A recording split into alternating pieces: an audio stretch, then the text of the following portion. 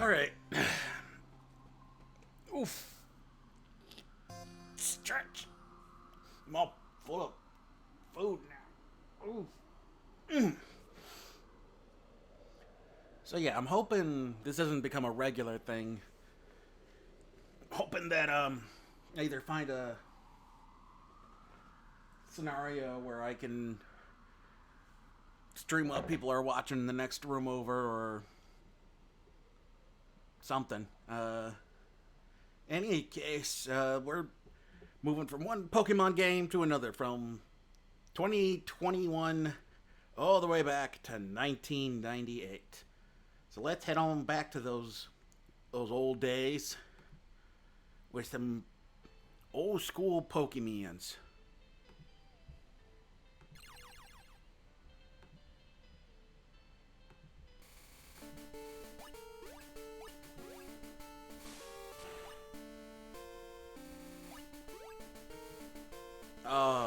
Oh, the...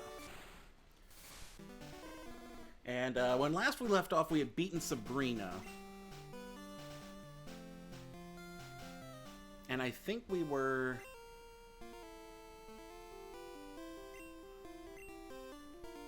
We had just gotten the gym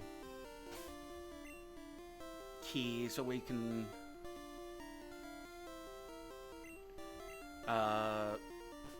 face Blaine, but unfortunately I don't think we're anywhere near ready, because if you look at our team, we've got a level 33 Kabuto, we've got a level 34 Vaporeon, level 34 Marowak, a level 36 Chansey, a level 37 Charizard, and a level 33 Nidoking. We are nowhere near ready to face Blaine yet, so what I'm going to be doing is just going all the way to the top floor here and just going back and forth.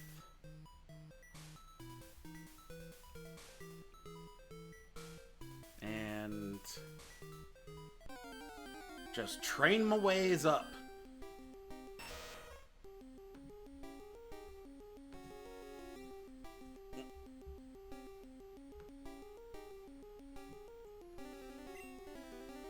Okay. Let's see. Skeletor, get in there. And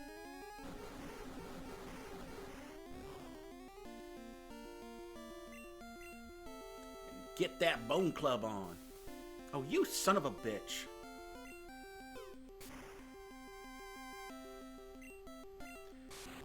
See, ideally, I would love to get Bone Meringue on Skeletor before we face off against Blaine.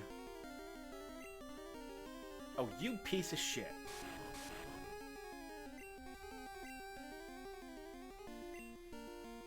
Alright, come on. We can hit this guy. We got this guy. Ugh. Come on, we can hit this guy, Skeletor. Come on.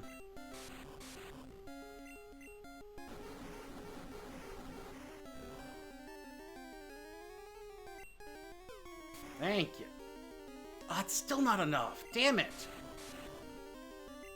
What about Body Slam?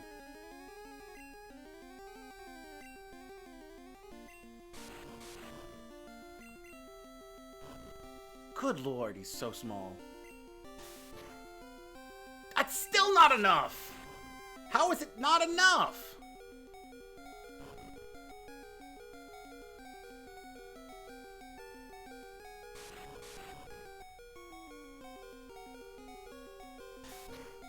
Finally, Jesus!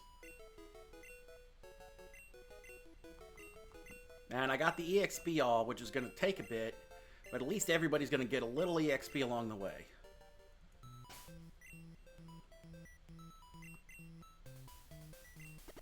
I am probably going to have to load up on guns and bring my friends.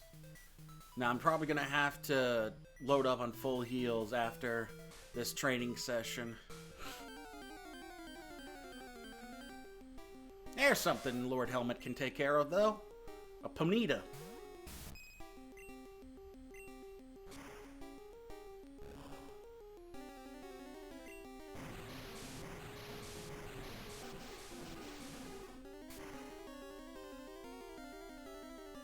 Oh, almost in one.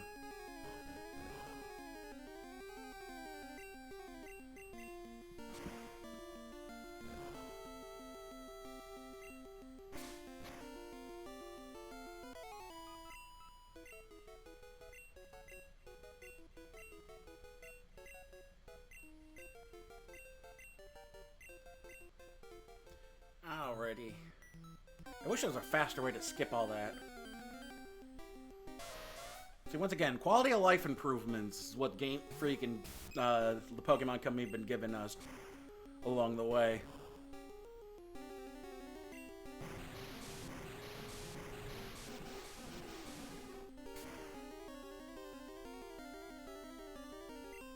A couple of scratches. Yeah, because I'm not going to get him in one. I figured that much.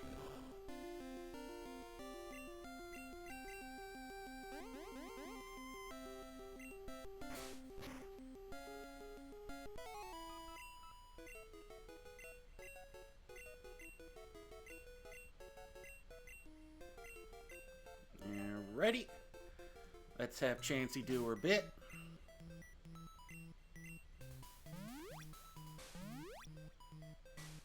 Good stuff.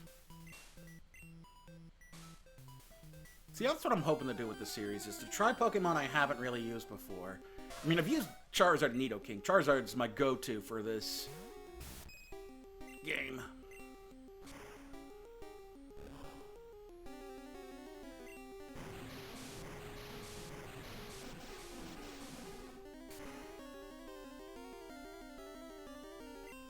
But, never caught a Chansey before this playthrough, and never really used Marowak.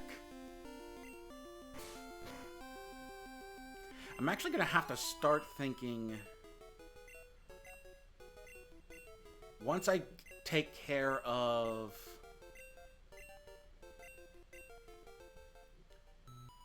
Giovanni, I am going to have to start thinking about how to beat the Elite Four. So I'm definitely going to have to get Tesla back out, get Electabuzz.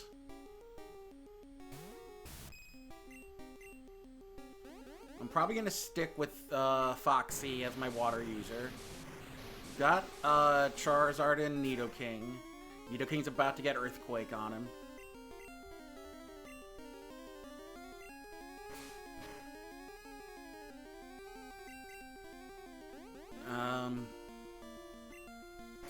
Probably Tang. Well, let's see. Do I need a grass user? There's level up. And I got Absorb. Neato.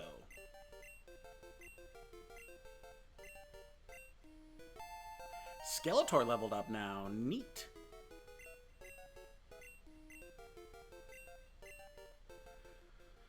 Because let's see, there's...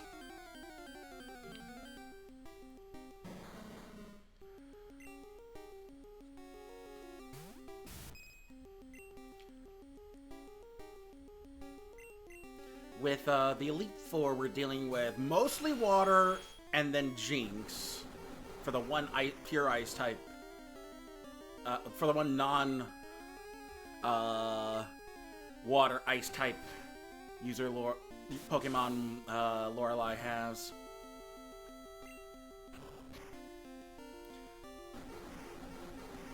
We're dealing with 2 Onyxes and 3 fighting types. We're dealing with 2 Haunters, a Gengar, Arbok, and I think Weezing? I want to say either Weezing or Muck.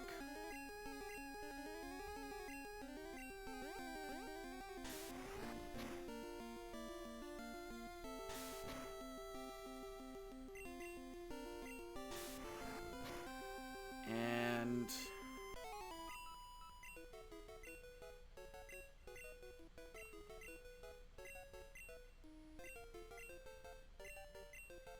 let me think. For the dragon type, we need an ice user.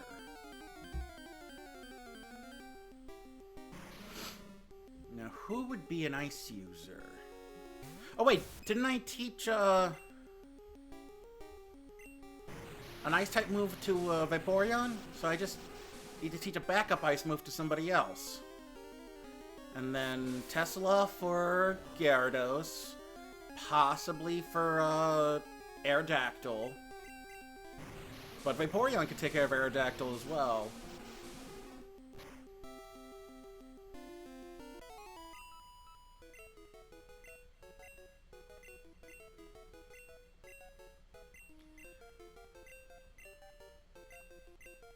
But we got Chansey as a heal, but we also have Chansey as a healer.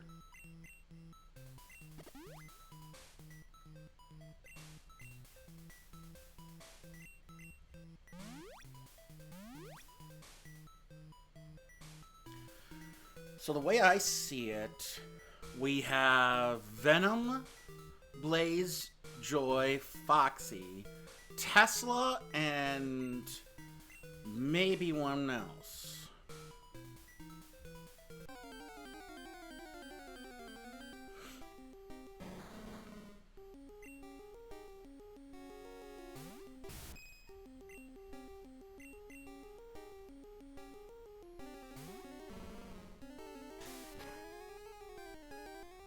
Trying to think who else, though.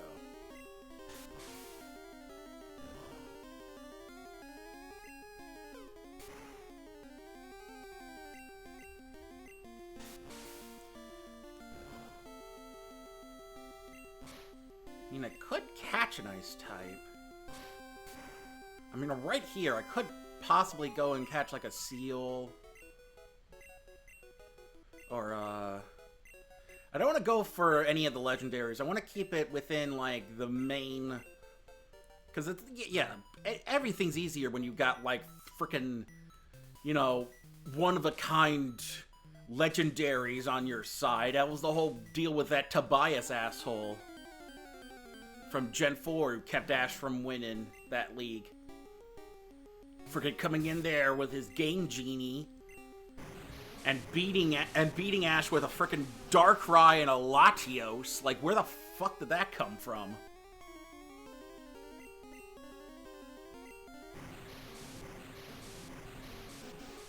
That's such a cheap shot. But, I'm trying to think. We've got Shelter into Cloyster.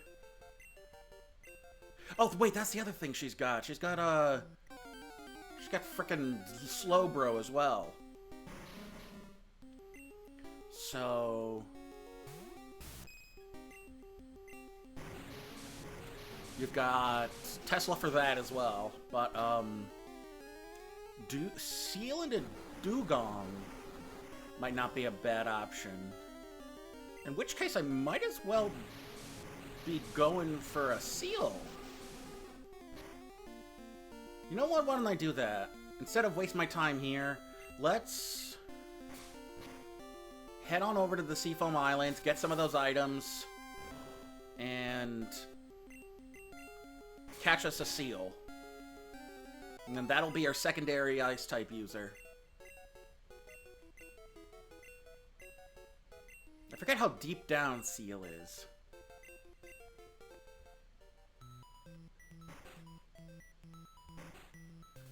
Because I want to go back and get,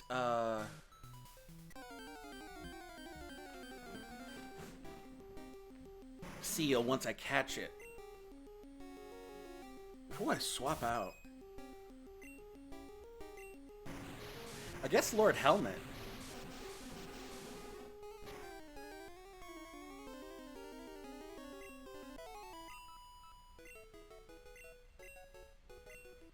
I mean, it's either Lord Helmet or... I'd have to catch it and see. So let's heal up.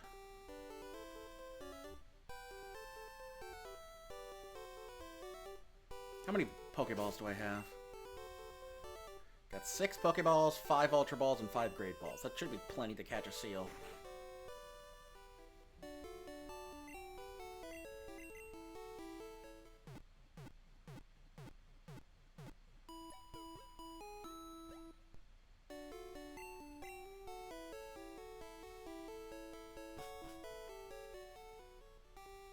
Okay.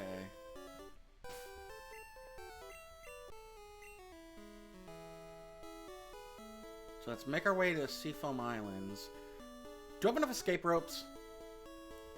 How many escape ropes do I have? 10. Perfect.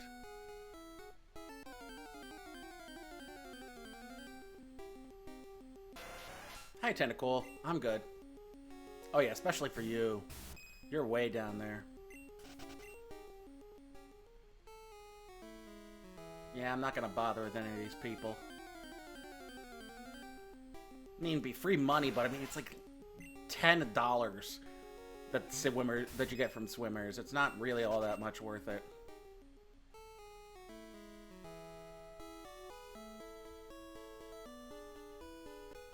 Yeah, like here. Are you on vacation too?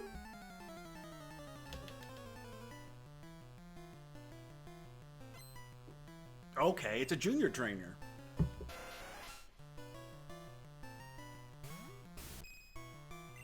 Alright, we're just gonna switch out for...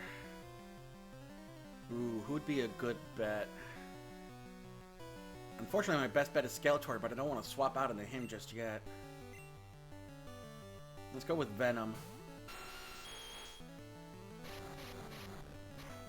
Didn't know if Tentacool knew any water-type moves right off the bat.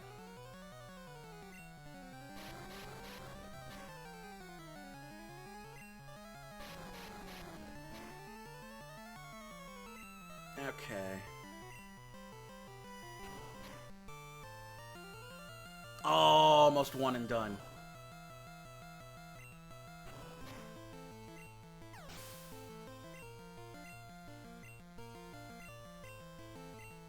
Alright, who else you got?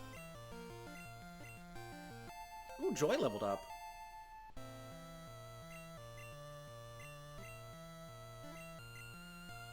Yes, we're gonna swap out for Lord Helmet. I want to see how good his Absorb is.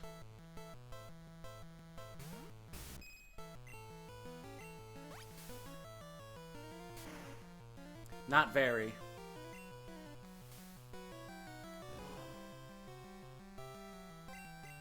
How's that versus Scratch? Scratch does a bit more.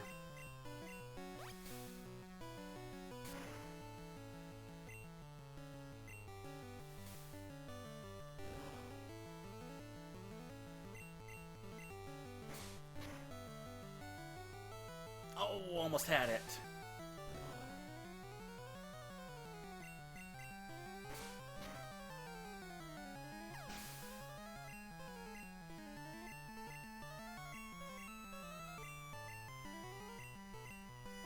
Come on. There we go. Who's last? There's Seal. Oh, look at the body. Oh boy, critical hit.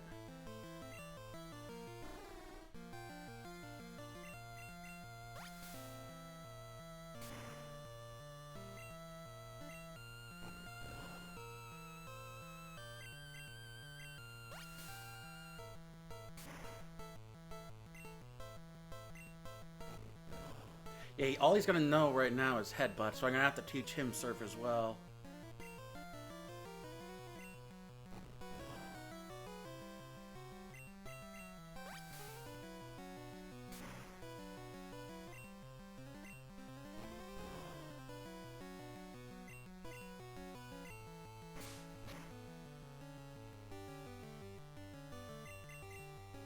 And screech!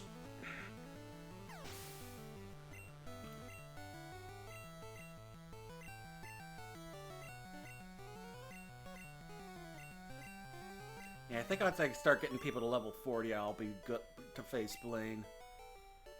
Alrighty, in we go. Alright, who are we facing? It's a Shelder.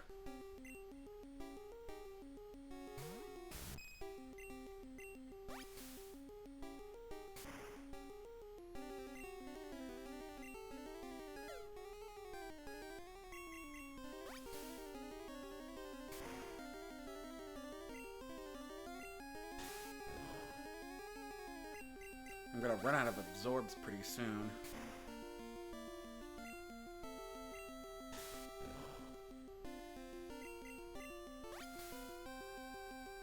I should have used Scratch.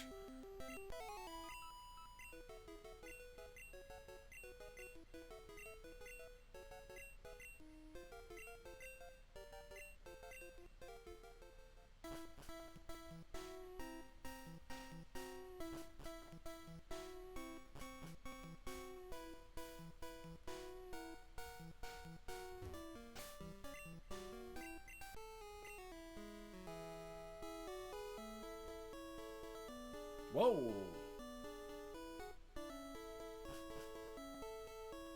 Okay then. That's right, there's a current here.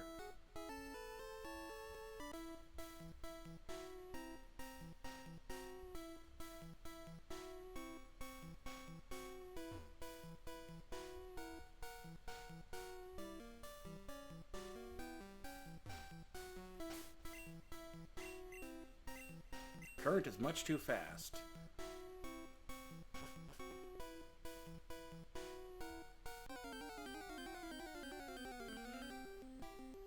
Hey, there's a Slowpoke.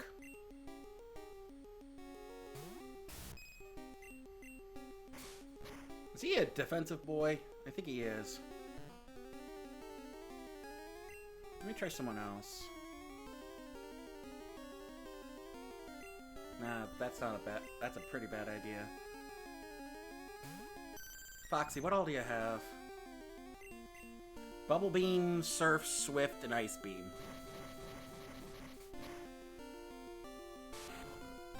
Yeah, I thought so.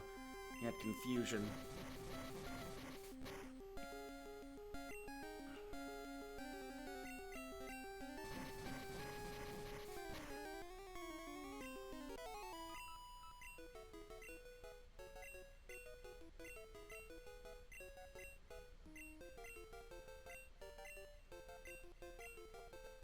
Yeah, I wouldn't mind a slow, bro, if it wasn't so late in the game. I'm already pushing it with the Seal.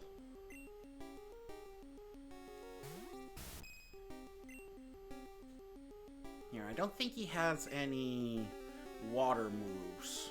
He may have Water Gun. He's got Disable. He's got Headbutt. He's got Confusion. And I think he's got Growl. Yeah.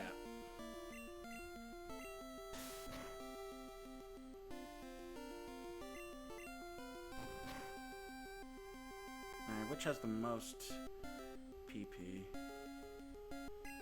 Body Slam right now.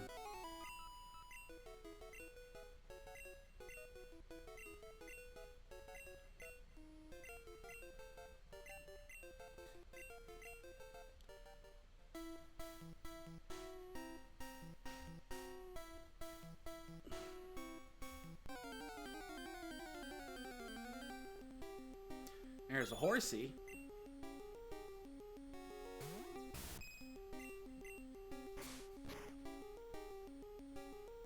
Ooh, nice crit.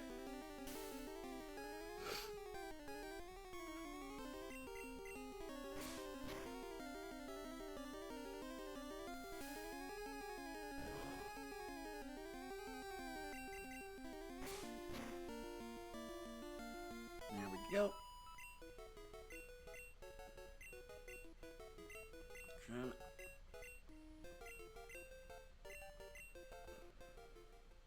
Ah, now what? Another slowpoke.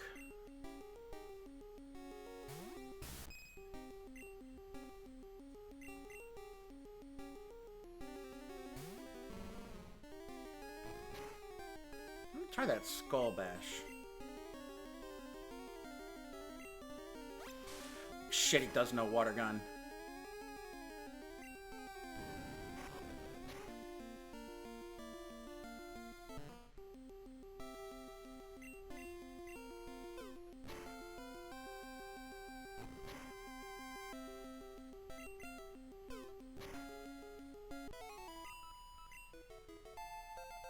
Lord Helmet up to 35 now. Attack 67, Special 47.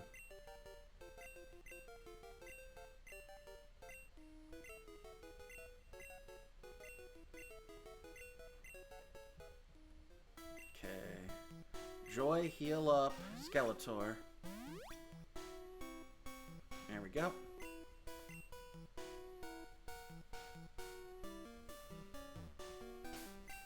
Alright, Venom, let's do your stuff.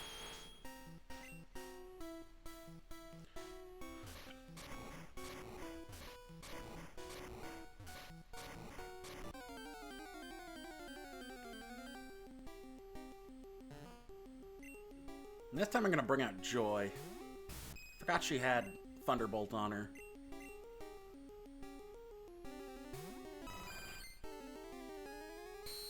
What'd you disable?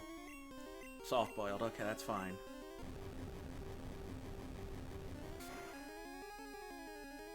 Nice one-shot, Joy.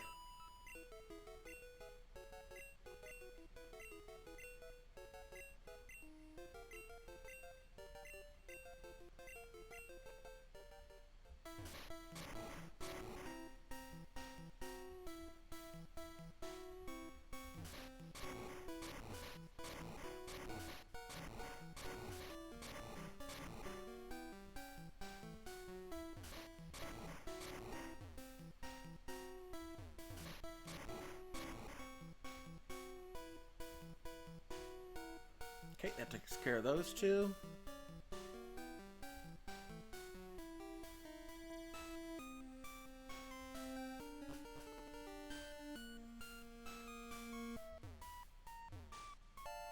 Oh yeah, free nugget.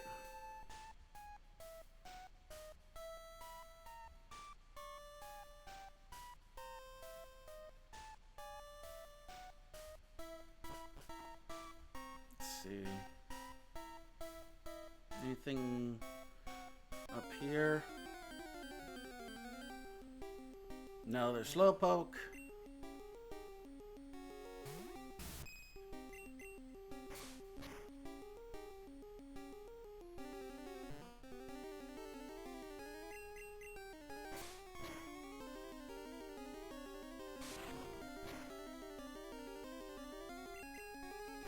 I'll scratch it until it gets pretty low, and then I'll absorb the rest.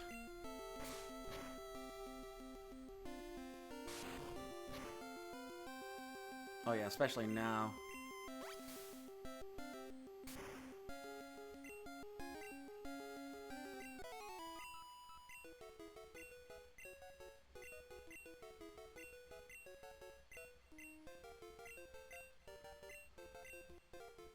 Alright, Joy.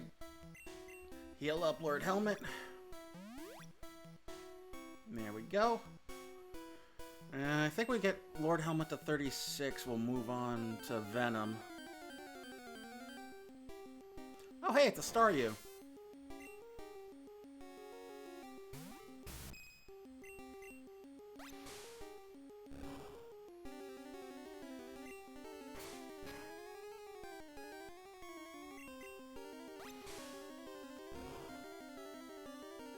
Oh, good lord. That's a lot of damage.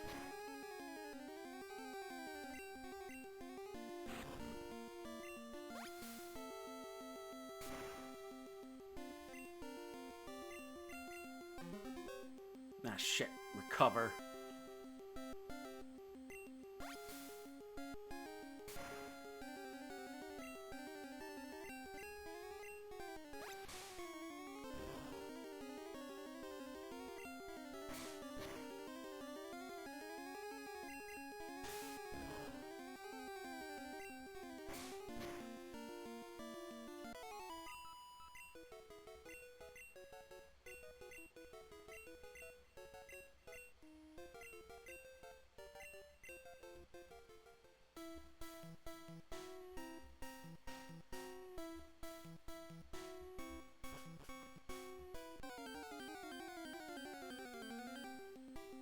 There's our boy! Level 32, no doubt.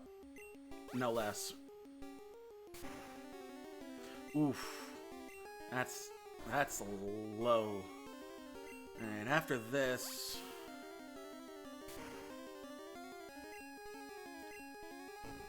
I think once we get Lord Helmet out of Absorb... We're gonna catch Seal and then swap out for somebody else, probably Venom. I don't know what other items are down here.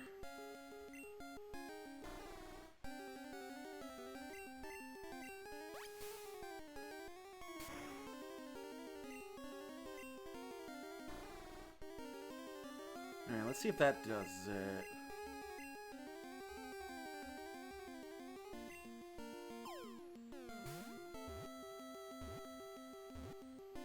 It's your boy! We're gonna call Seal. The protruding horn on its head is very hard. It is used for bashing through thick ice. We're gonna call Seal. Seal and Dugong.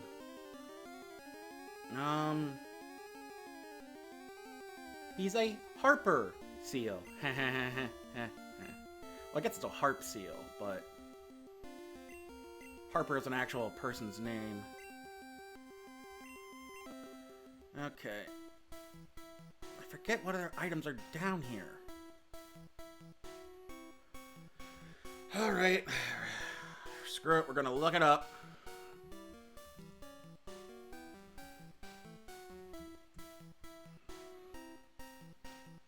Let's see. Seafoam Islands.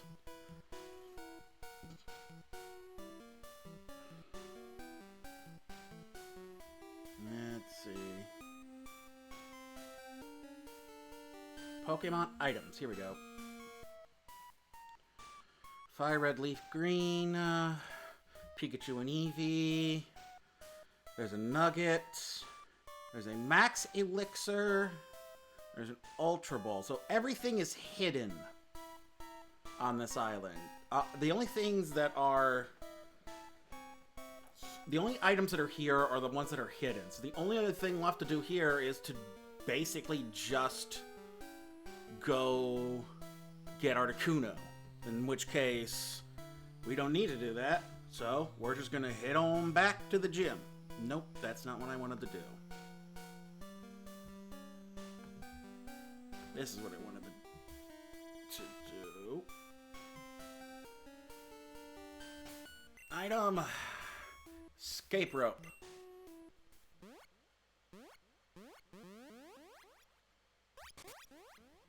Alright, let's heal up.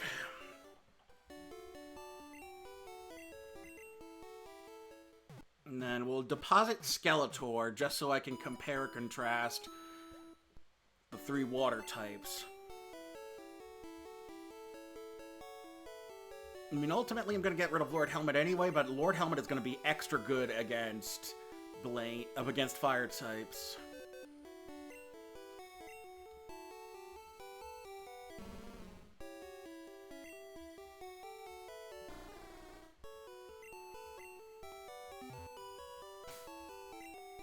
Okay.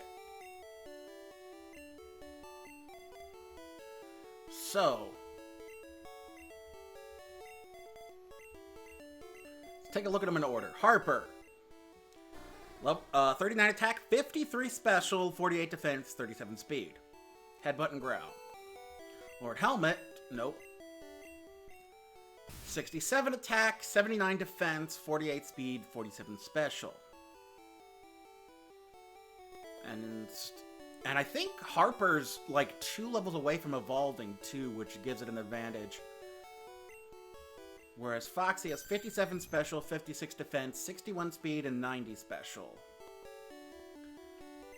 So you compare and contrast Harper with Lord Helmet, and Harper's got the lower attack and defense, but the higher special.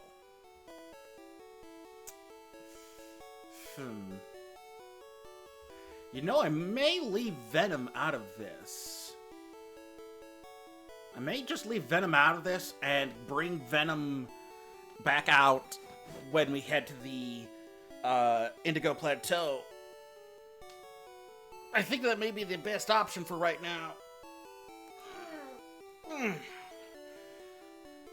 Oy. I think let's do that. We'll deposit Venom until Indigo Plateau, and then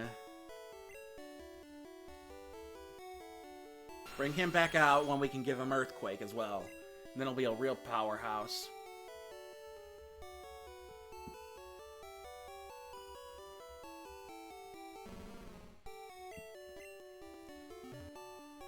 Oh, wait.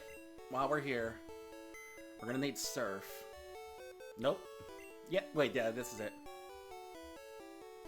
All the way down to the bottom. Because I know I used it last. I can't carry any more items. Here, fine.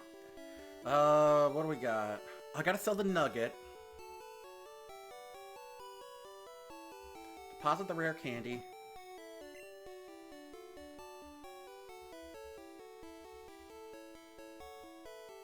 Deposit the coin case. We're not going to use it for right now.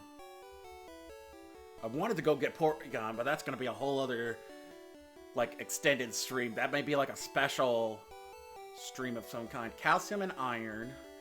Max potion. Max revive. Carbos. I'm going to save these for when we hit Indigo Plateau.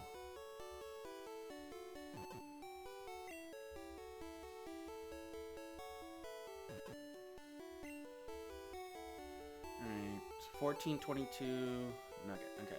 Now, let's withdraw Surf.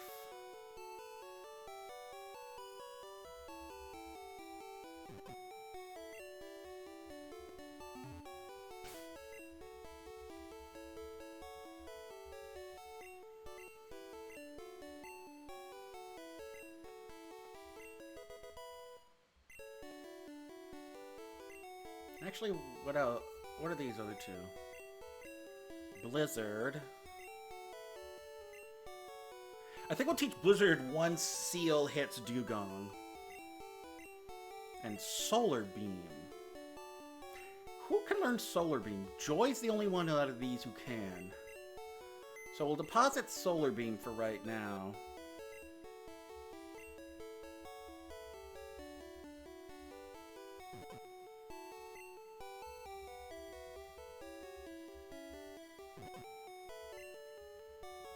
Okay, let's go sell that nugget. And let's get back to training.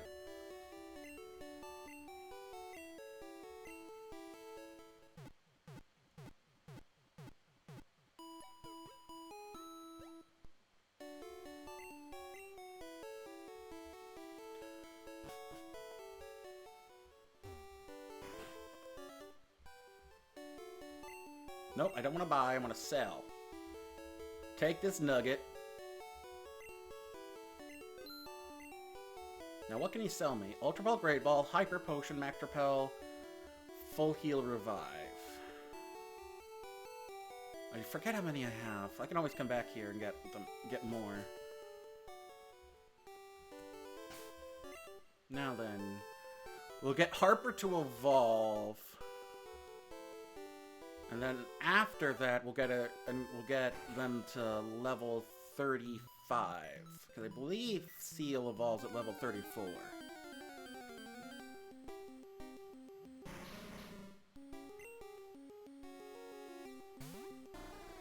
Oh, look at the derp. Oh, while we're about to battle, let me update the party. So we swapped out Venom. I don't think I got the one for Seal. I didn't think I would use Seal. I got Krabby and Kingler, though, and I got Shelter and Cloyster. Man, I really thought I was going to go a different route than I did. So let's get that Seal.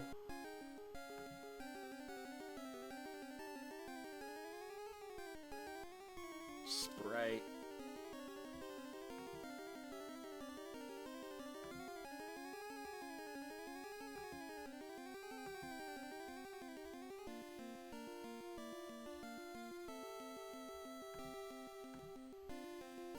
Bring it here.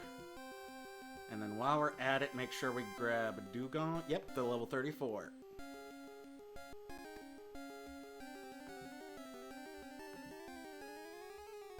Never used Dugong either. So these are going to be another two that I've never used before.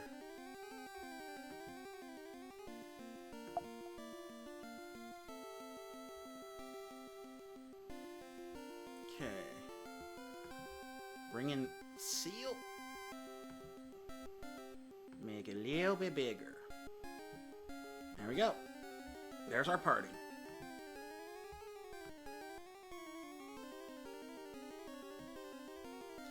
Now then, surf it up!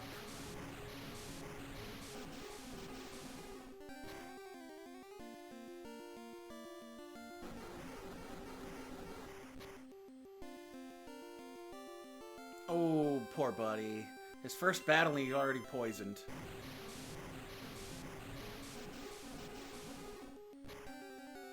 Don't worry, bud. We'll heal you right up after this.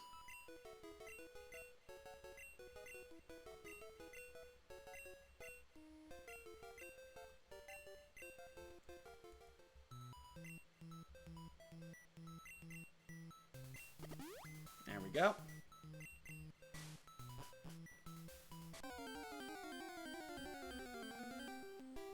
There's something more up your alley.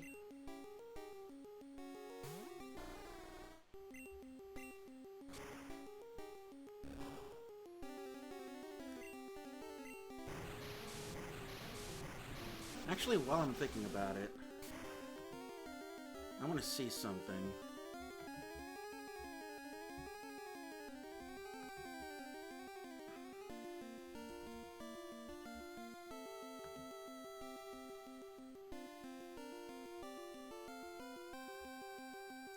And red and blue, Cinnabar Island. Yeah, they are in their 40s. In fact, Arcanine's level 47. So if I really want to, actually, if I want to be safe, then I'm gonna want to get them up to 42 maybe.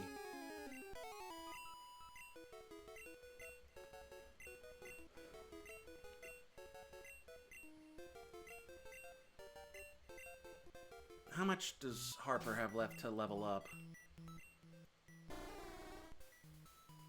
24 to 92. Okay. Maybe I should have kept on to that last rare candy.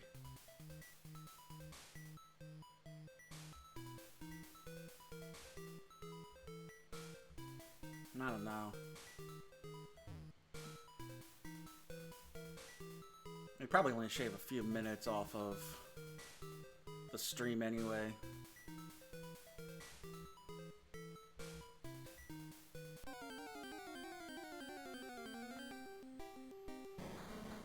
yeah, we're gonna get you out of there.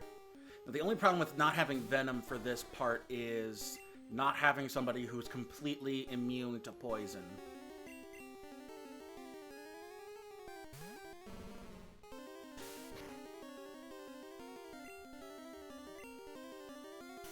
Shit.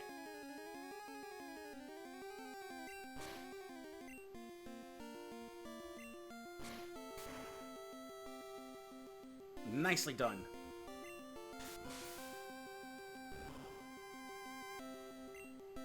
That's the thing. Skeletor resists, but he can still be poisoned.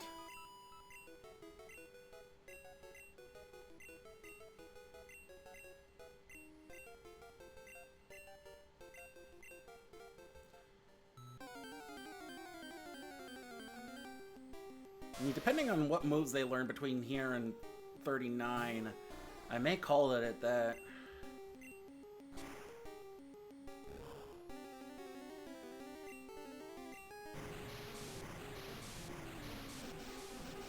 Doing good, Harper. You're hanging in there.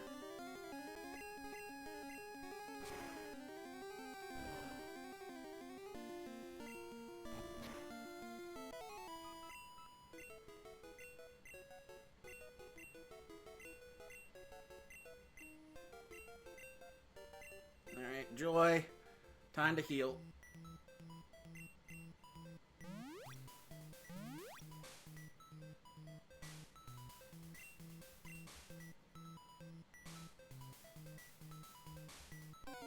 I was actually starting a movie after dinner because something came up and I had to help out with a friend online for something, but shit. But they put on Spencer, so I'll give my thoughts on that probably later tonight. But I will say I think it's fitting that really the only thing it's being praised for is Kristen Stewart.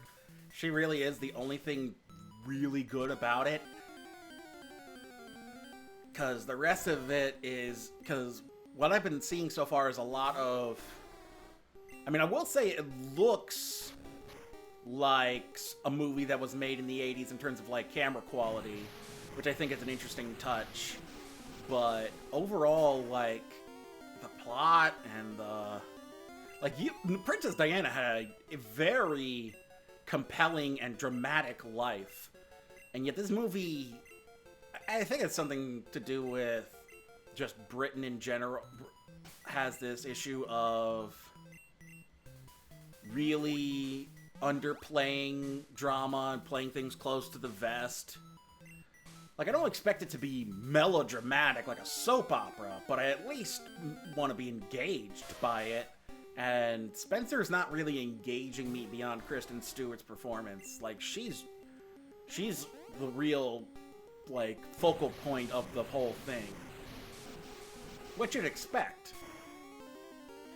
But yeah, I feel like this is just not a very good movie, and I wonder if all it was meant to do was just garner Stewart some award season buzz, because otherwise, like, I feel like there's I feel like I could get more interesting performances regarding Princess Diana from, like, The Crown, from what I've heard. Because at least The Crown seems to be engaging.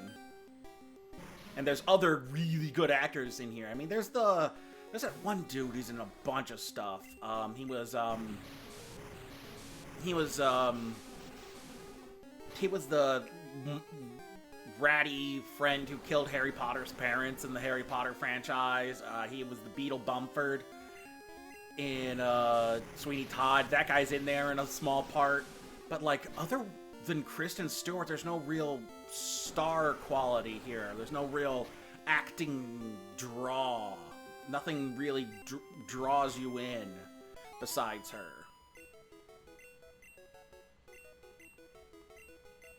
But I'll leave all that stuff for the actual review when we get to it. I'm not gonna lie, I kind of want to play movie, video game tie-ins at some point, but unfortunately, I'm limited in what, in the amount of slots I can have as a streamer, because it's between my day job, limiting my hours, there's also something else coming up in the wings that's gonna take up a lot more of my time. If it happens, so I need to actually buckle down on that.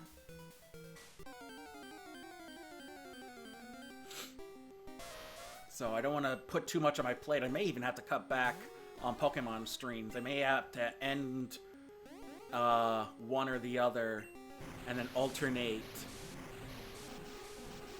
Just so I have more time to dedicate to that thing if it happens.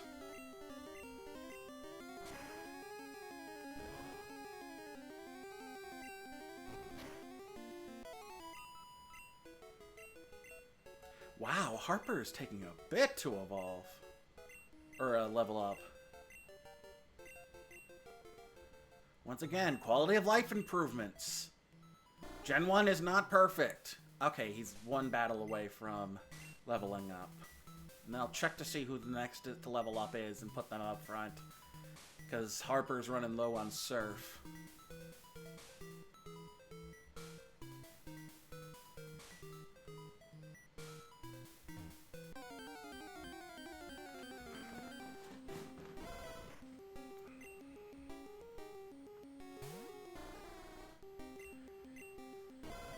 Oh, you piece of trash. Cost me some XP. Fine, I'll take this Ponyta.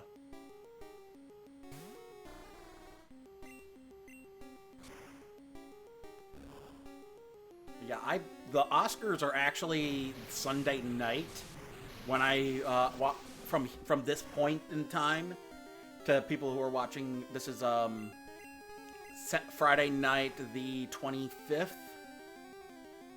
of March, 2022, if you're watching this after the fact. 42, 51, 39, 56. See, what's going to be the big tell is when Harper evolves, what the difference between Dugong and Kabuto is going to be. So let's see, who's next to evolve? Lord Helmet is at 2647. Foxy is at 1614. Blaze is at 2034. Joy is at 2493.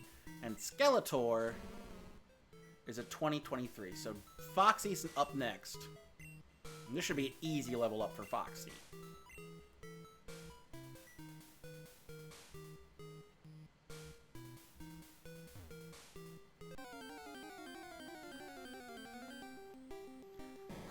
Oh boy, Weezing. Let's see if Foxy can beat Weezing by himself. First, let's Surf.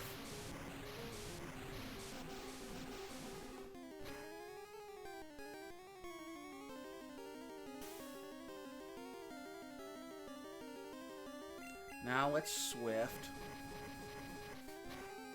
Ah, shit, that's nothing. Forgot how bulky Weezing is. And there's the poison. Bubble Beam. Shit.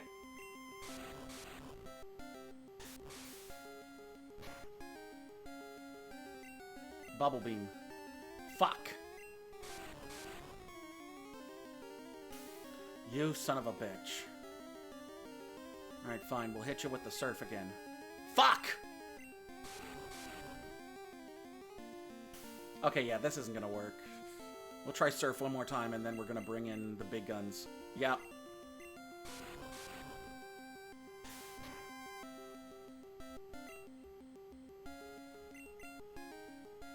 Come in here, Blaze.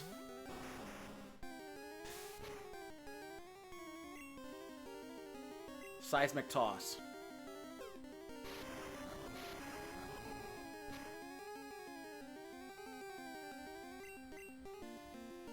And Ember.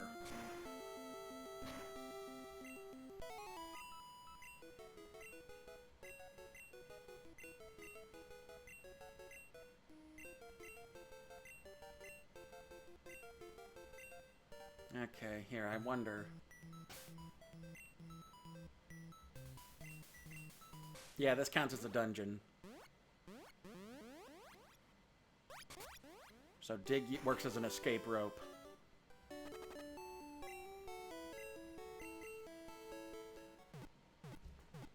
That's a nice touch. I actually might bring Skeletor with me to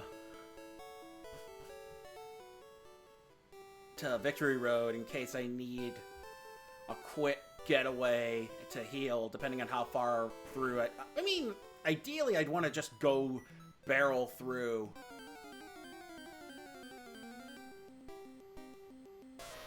And then get to the other side and not worry about it, and then train from that side, from the Pokemon League side.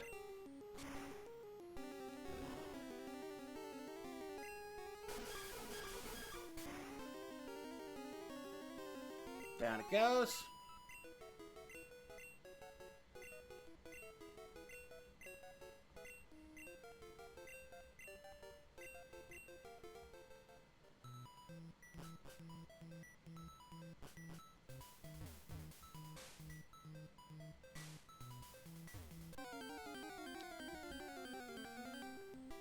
But yeah, I've been neglecting pretty much all of the Oscar nominees. I was supposed to use the time between the announcements and this weekend to watch them. And instead, I put it off until this weekend. Because I'm not going to lie, normally I don't sit... Because that's the thing is, years of reviewing movies as a hobby has conditioned me to not put on a movie until I'm prepared to critique it. And so I don't want to have it on in the background. I want to be able to focus on it. And normally, when I'm like coming home from work or, you know, whatever, or, you know, settling down or something, or I usually just settle into a position of fart around and watch YouTube videos again. Usually rewatching like Todd in the Shadows episodes or other reviewers like Luke over at Rocked or sometimes Crash Thompson. Just rewatching old reviews of stuff and not bothering with or maybe like watch clips of other VTubers that people post on there or something. You know, I just let the algorithm on YouTube dictate what to watch and not bother. Like, I don't even watch TV much anymore because I think of TV as another medium of stuff to review. So I want to talk about it as well. The only things I don't review in terms of TV are things like Jon Stewart or John Oliver. Their stuff I watch. I watch when the new episodes drop, and but it's not for review purposes. It's just to keep informed. Man, Foxy's... I thought Foxy was almost to leveling up. I thought Foxy was the lowest.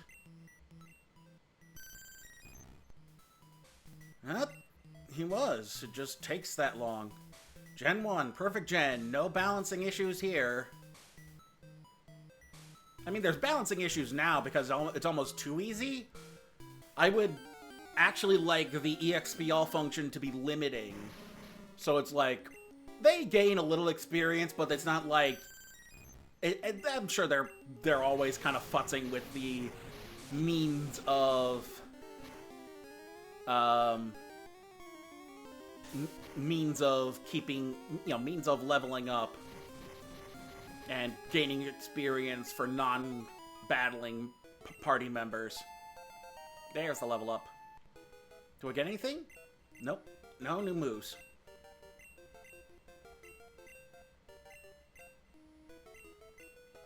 Okay, who's next? Lord Helmet is at 2405. Blaze is at 1547. Joy is at 2251. And Skeletor is at 1781. So Blaze is up next. I tell you what, back in the day, way back in the day, before like even more prominent cell phones like those old Nokia bricks, which was actually my first cell phone to date me. When those were new, the Nokia brick was my first cell phone. But back in the day when I was riding the bus to school, I would actually play these games, and I believe I remember it was red and blue, maybe yellow, maybe gold, silver. It wasn't, we weren't to the Game Boy Advance yet. I remember that much. I don't believe we were to the Game Boy Advance yet, but I remember specifically the either Gen 1 or 2, and playing the games on the bus with a calculator, subtracting the EXP currently needed, and you know, subtracting what I had just gained from a battle from that number needed, and subtracting my way down to level ups, because that's how precise I wanted to keep up with the leveling.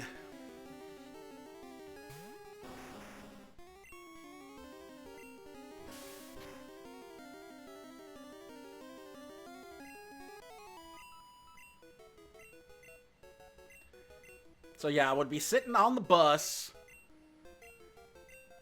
with a calculator, calculating, subtracting, actively subtracting, so I had a visual of the experience that I needed left to level up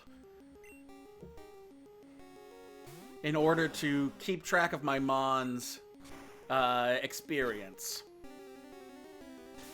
And it's any wonder why I don't have friends.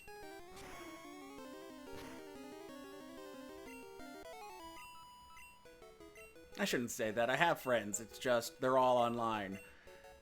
And the ones who aren't online that I've had, we haven't hung out in over 2 years because, you know, things.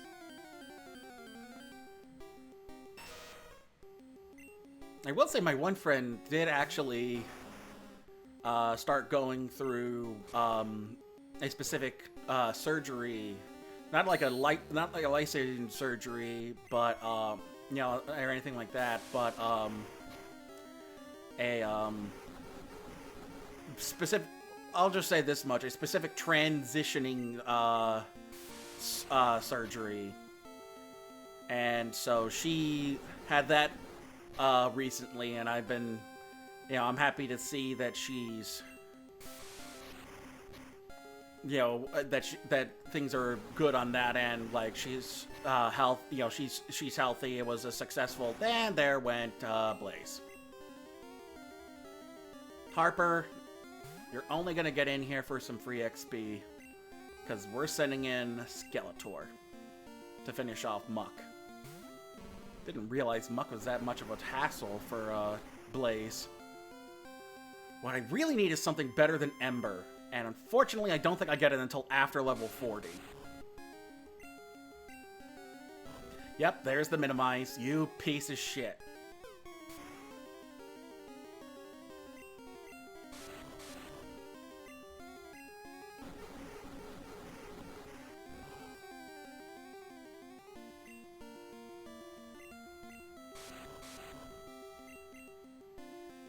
What'd you disable?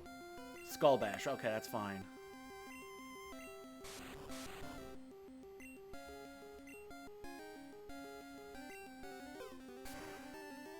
There we go.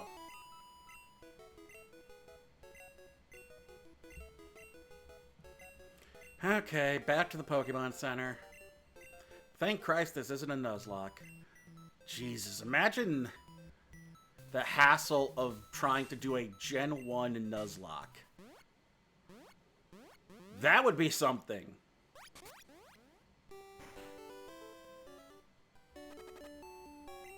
That would be an experiment to try. But I think after this playthrough, I don't want to come back to Gen 1 until long after the fact. Until after I've beaten, like, a Gen 2 game or something like that. I kind of want to steer clear of Gen 1 after this for a bit. Just because, yeah, I like this story. I like this region.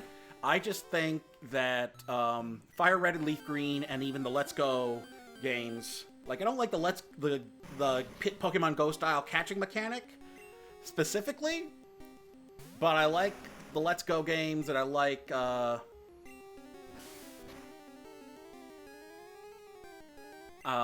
Fire Red, Leaf Green remakes of this.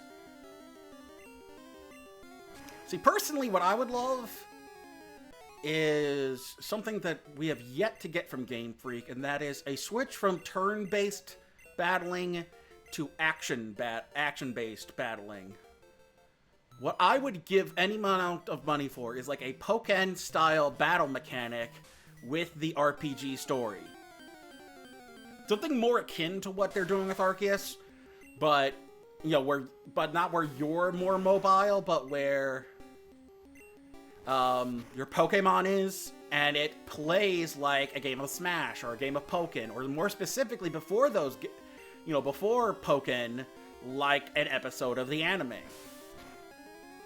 I think that's been missing from, and this is just a side series. This would be just, this wouldn't be the main series. This would be a side series. Alright, who's next to level up? I believe Skeletor was next. 1295, yep.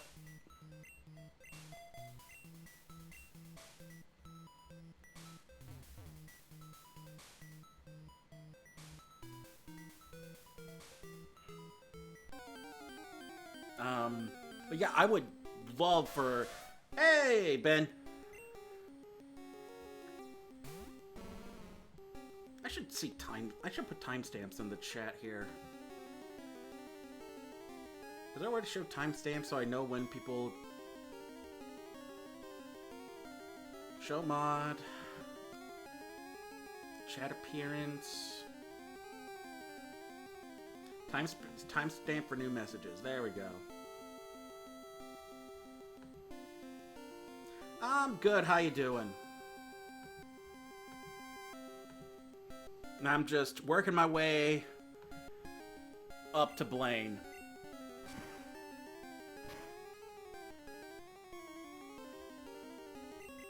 Come on. So, what I've got right now is... I went to the Seafoam... I was thinking ahead to the Elite Four and decided to get myself an extra ice type. Or an actual ice type, because I gave Vaporeon Ice Beam. But I figured I'd better be safer than sorry and have an extra ice type at the ready.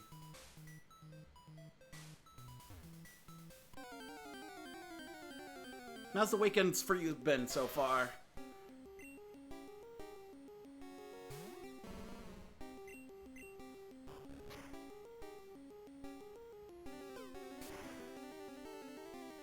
There we go.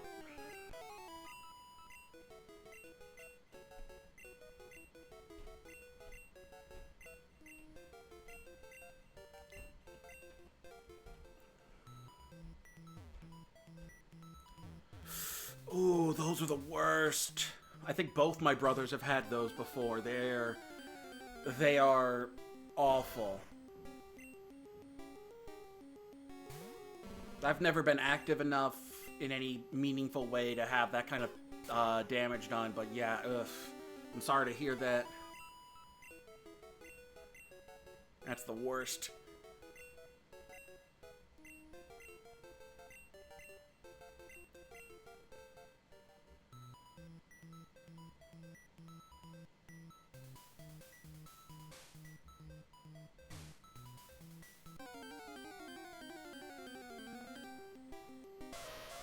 But yeah, I don't know what point you came into the conversation, but basically all my mind was, as my mind was going through stuff to talk about, I came upon my proposition for an action-based RPG Pokemon game, where instead of turn-based combat, it was Pokken style or Smash Bros style battling in a 3D or even like a 2D battlefield.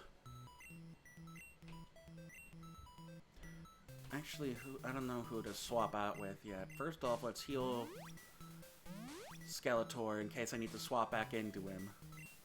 Now, who's next to level up? 1954 for Helmet. 2034 for Harper. 3167 for Foxy. 1800 for Joy. Nope. And 4030 for Blaze. So Joy is actually next to level up. Yeah, basically the plan here is to get everybody up to level 40 at least. Because we're about to face up to level 47 Arcanine. So before we even get to that... Oh, yeah, I hate... Yeah, that's why I can imagine how bad that is. I got it paralyzed. Maybe I can get something good off with the metronome. Oh, I can confuse it. That's interesting.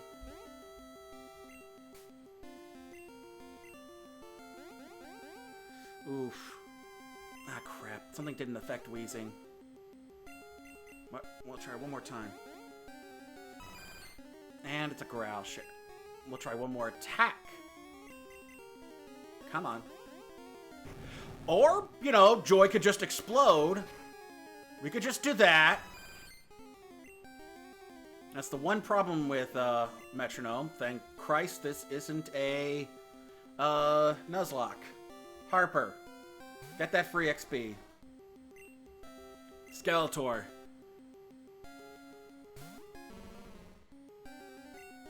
Finish us off.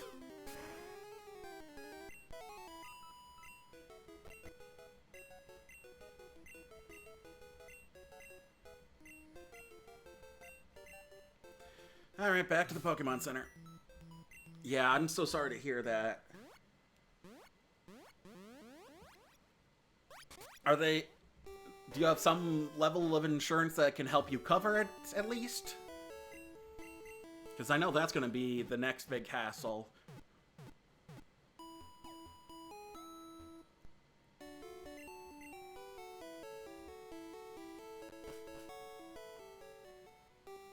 Yeah. I'm quote-unquote lucky in that I qualify for Medicaid. Which just means I'm so poor that I qualify for Medicaid. But, I mean, it's better than jack shit. I mean, at least I can afford my meds.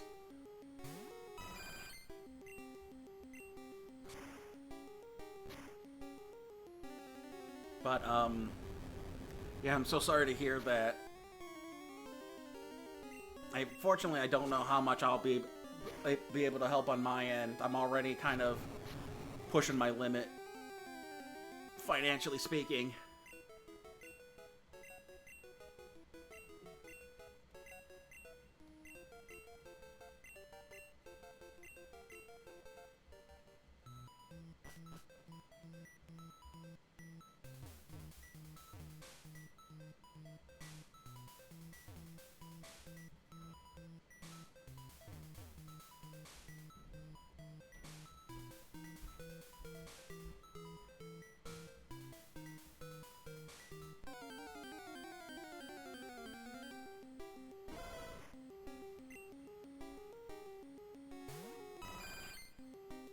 Oh yeah, I can imagine. Like, I'm guessing this has been a problem that's been building up to this point. Which sucks because, you know, in any civilized country, you'd be able to go to a doctor in the early stages and catch it.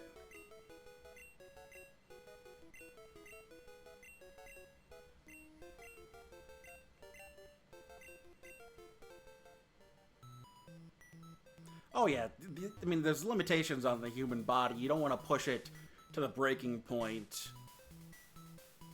But at the same, you want to push it. You don't want to let pain completely prevent you from doing anything. But at the same point, there's only so much your body can handle before it just gives. And you never want to push it to that point if you don't have to.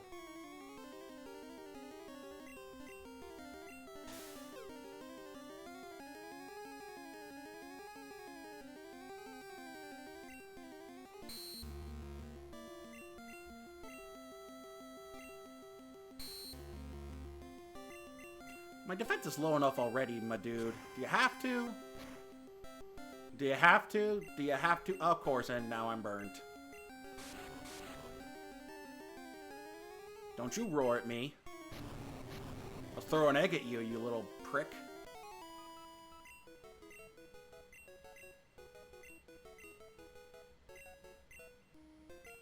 I'm pretty sure burns hurt outside of battle, too.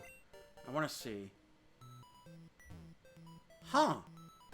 I thought burns hurt outside of battle. Okay, well... Worst case scenario, you have to seek surgery, but... If it can be handled with strictly, okay, one shot, one kill. You love to see it. If it can be handled through physical therapy, then that's even better. Like, the closest thing I've had to deal with is some issue in my... Yeah, burn... For some reason, I swore burns hurt outside of battle in Gen 1. But I guess not. I guess not. That's weird. But yeah, there's been an ongoing issue with my ankle since 2013. And I have been trying to see people. I've even seen a podiatrist about it. I keep getting emails from that place. That I went to that place once in 2013, and they've been sending me emails ever since. But no matter what they've done X. The only thing they haven't done is like full-on MRIs or something like that. In the on the foot. I don't even know if that would help, but basically there's been sharp pain around my ankle joints, and I've never known what exactly is causing it. It's never just a sprained ankle either, because it will migrate to different parts of the foot. And nobody knows what the fuck it is. Every time I've seen somebody about it, they've either said, treat it like a sprained ankle. Or they've said, I don't know what the fuck this is. Not in that exact terminology, but shit. Oof. Fine, we'll Thunderbolt it. I didn't want to waste another Thunderbolt, but whatever.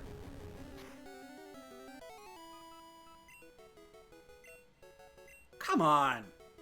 Come on, Joy! What's it gonna take for you to level up?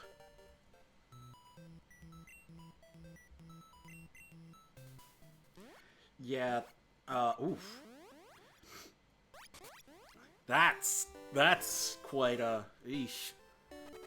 I thankfully never had a real surgical need so far.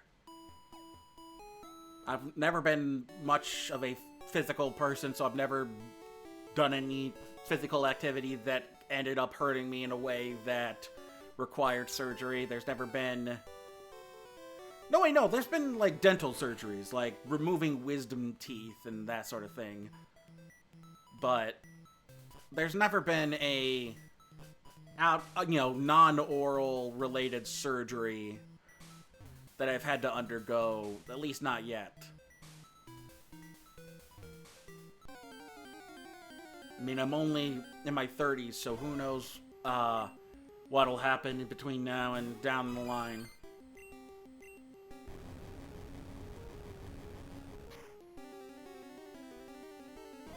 Oh, you little sucker!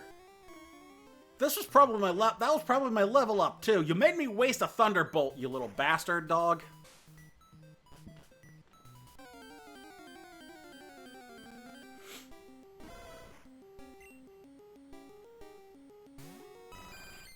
Try this again.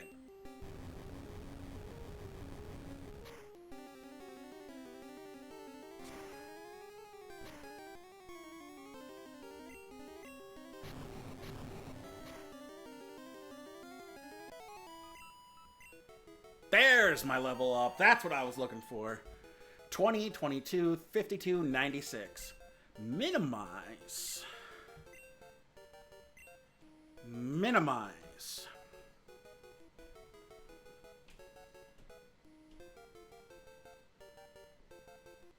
Ah, gotcha. Oof. Let's see. I've got Metronome. So I'm keeping Soft Boiled. That's what keeps Joy a healer. We've got Thunderbolt, Egg Bomb, which is specifically made for Chansey. So the question is, do I want Metronome or Minimize? Metronome's way more fun.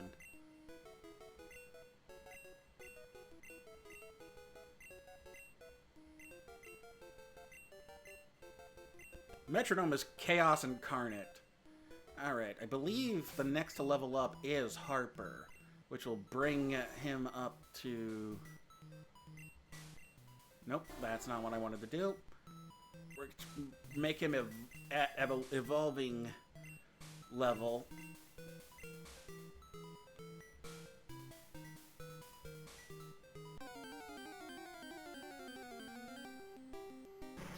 Oof, yeah.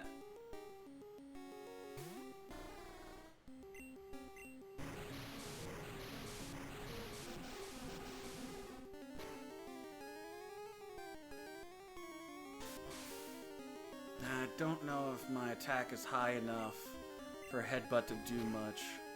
Yeah, I knew it'd probably take 2. At least Smog hasn't poisoned me.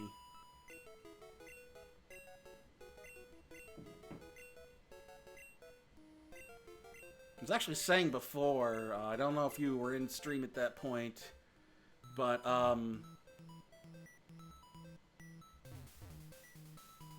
back in the day, when there weren't real, like, cell phones abound, I was on the bus, and I remember it was with a Game Boy, it was before the Advance, and a calculator, like a frickin' TI-80 calculator. And I would take a look at the stats screen. It must have been either blue or yellow. And I would, during the bus rides to school, calculate out how much XP I would have left to level up by subtracting my newly gained XP to what was on the stat screen. And it's any wonder why I don't have friends. Because I was that kid, playing Pokemon with a goddamn calculator by his side.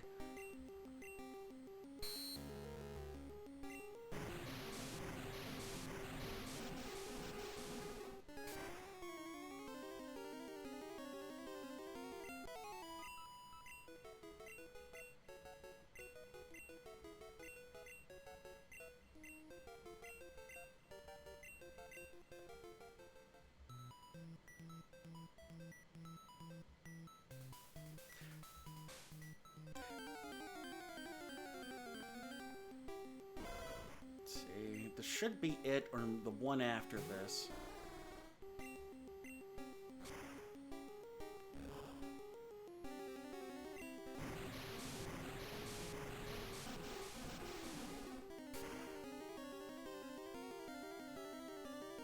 Down she goes.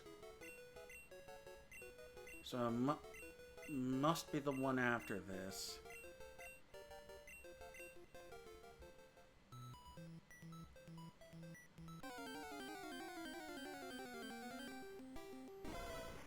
I don't know if I'm gonna be able to go all the way and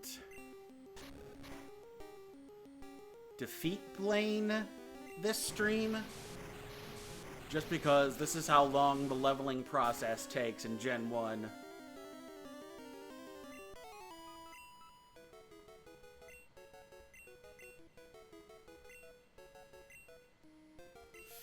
Oh boy.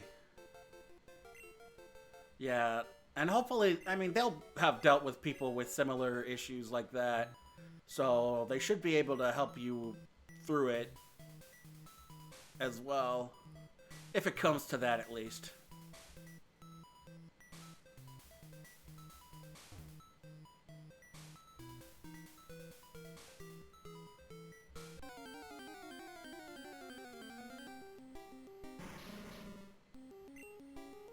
Okay, hopefully... Ooh, his defense is pretty low. I don't know if he can handle like a sludge attack from this coughing.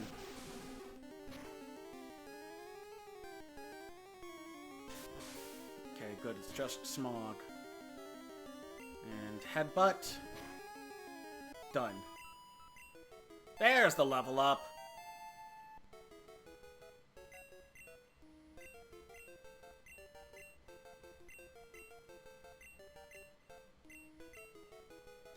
Here we go.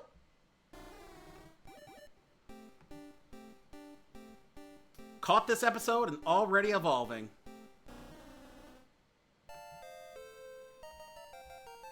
Look at my boy.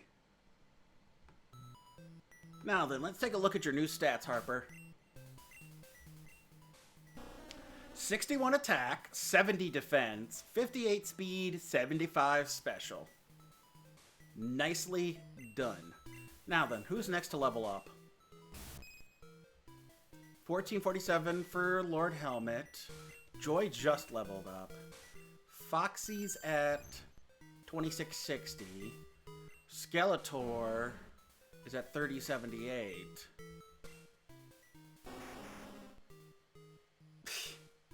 Fun. I will say that after Digimon Tamers came out, I did come up with a version of Pokemon where Ash would use his Pokedex like the Digivices and use Pokemon cards in Pokemon battles like they did in Tamers. And we're not gonna have you face this Wheezing, because that would be suicide.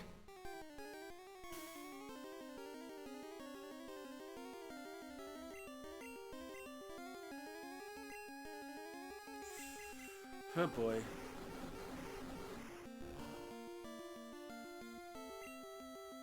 Come on. Come on.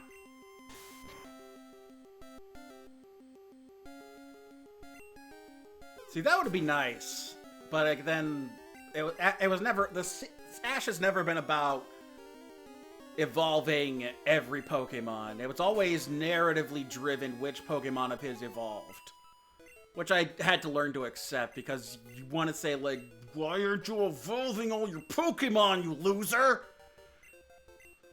How are you gonna be a Pokemon master with just a Squirtle and a Bulbasaur? But, I mean, that's the thing, is Raichu does not get the respect it deserves. Raichu is really good. And unfortunately, he has to play second fiddle to frickin' Pikachu all the time.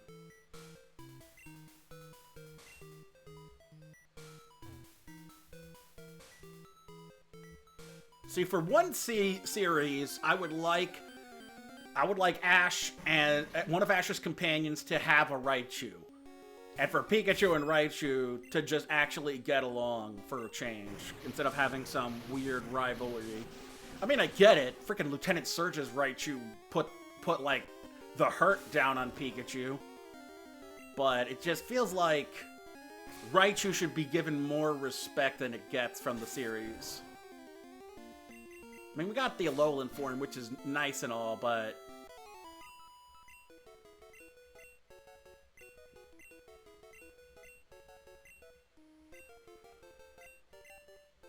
You know who else I mean, that's the other thing, too, is that we should have Raichus for the other Pikachu clones. I remember I came up with a Fakemon that was Raikurisu, an evolved form of Pachirisu, and another Weezing.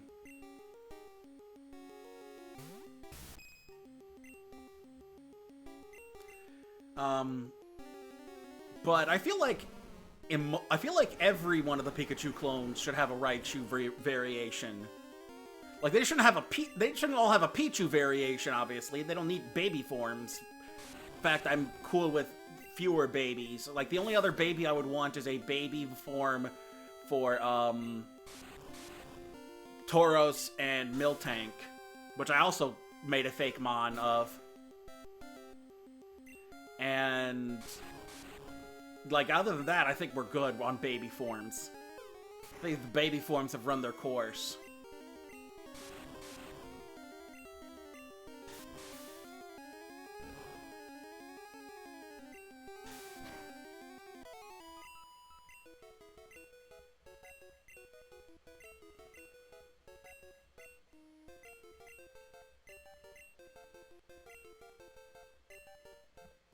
Huh.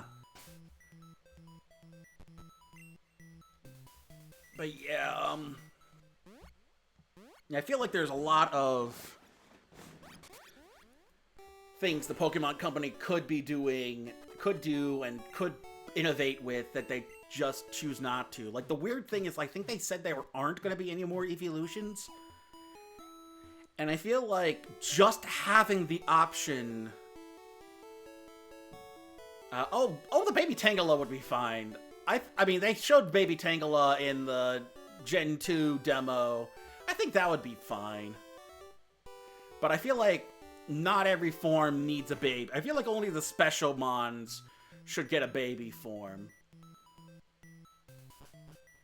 And I feel like Tangela should be the last. Maybe Tangela and Miltank Tauros, to tie the lines together, should be the last ones to really get new baby forms. But, like, we don't need... And not every mon needs a baby form. And I mean, like, if we're gonna get stuck with things like, Licky Licky... A baby a pre-Aerodactyl form wouldn't be too bad. That way all the Pokemon fossils would have two-formed evolution. Since Aerodactyl's the only real standout. Like I said, not everything needs a baby form. And if we're gonna get more babies, I'd want it to be special ones like that.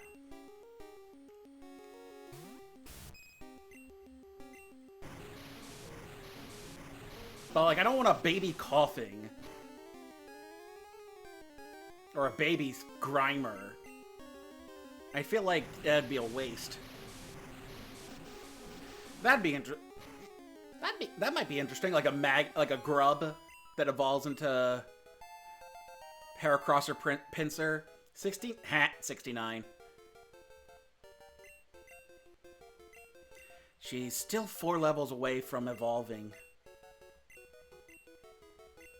Okay, who's next on the level up train?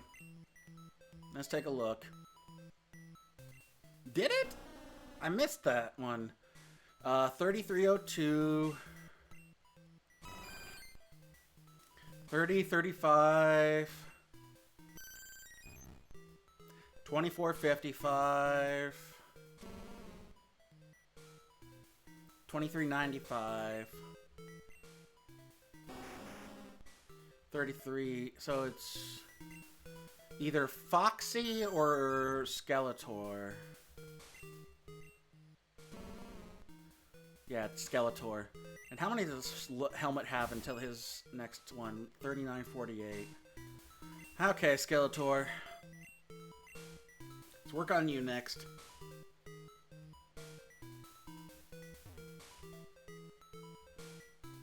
Yeah, like, see, at that point,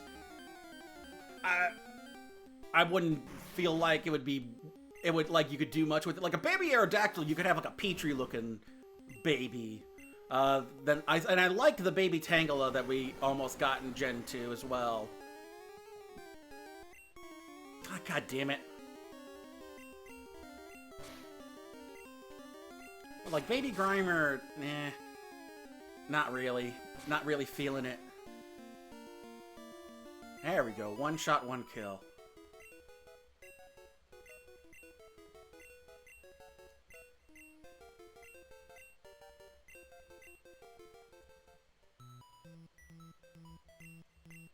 Okay, full heal. Oh yeah, the baby Doduo, the one-headed... Oh, actually, that's another one. One-headed baby Doduo would actually be really cool. Then you'd go from 1 to 2 to 3. That would be a nice... Kind of like a Dino. Dino into Hydreigon.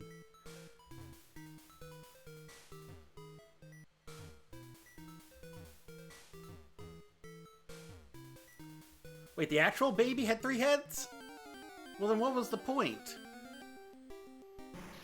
Wouldn't the point be to have it to be 1 head, then you got the 2, then you got the 3? Why would you go from 3 to 2 to 1? To 3 to 2... Like, unless it went from 3 to 2 to 1, why would you go 3, 2, 3?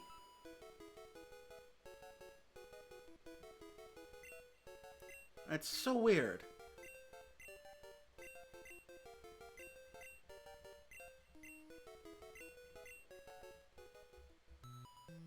I'm actually curious. Once we finish with...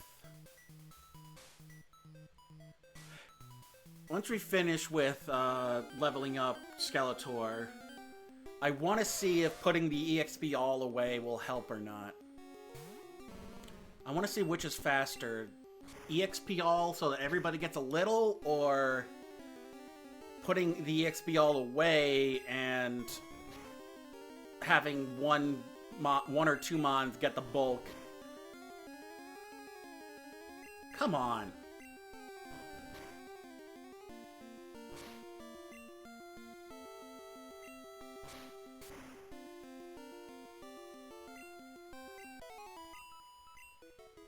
Because I think we'd be getting a lot more EXP from these battles if they weren't spread around so much. But I'm wondering if it's faster when it's spread around this much. That's going to be the thing to find out. Shit, I didn't heal before this one. Fuck. Quick dig. Shit. Okay, I'll take a look at that.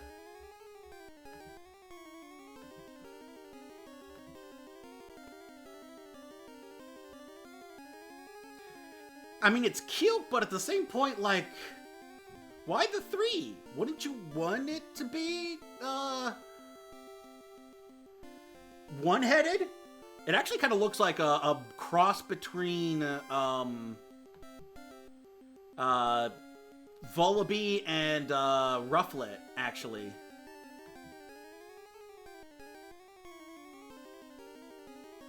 Yeah, that's just like a miscolored Ditto. Yeah, Baby Grimer's just a miscolored Ditto. It's not really a Grimer.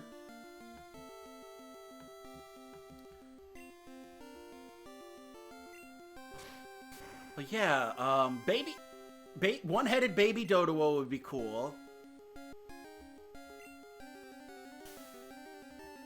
Baby Tangela would be cool. I liked Baby Tangela's design. Whew! Didn't take a hit that round.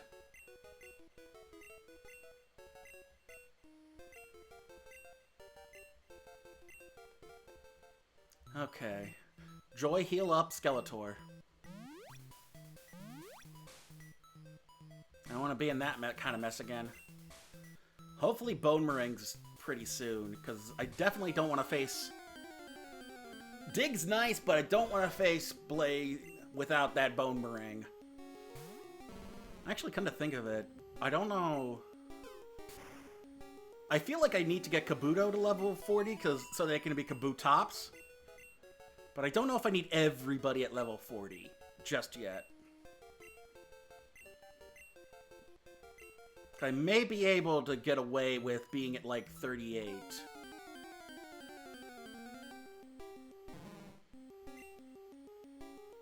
Shoot, I don't remember if you can fight the trainers in Blaine's gym if you answer the questions correctly. don't know if it's like that with, like you can with, Heart Home. And you can go back. Something else I didn't, something else I've never tried I might do when I get to Ruby Sapphire is go back and face all of the gym trainers in, Norman's gym. Because I usually skip through most of Norman's trainers. But I feel like I could get a lot more XP and money if I faced all of them. There's the level up. 80, 97, 45, 51. Nope. No Bone Meringue yet.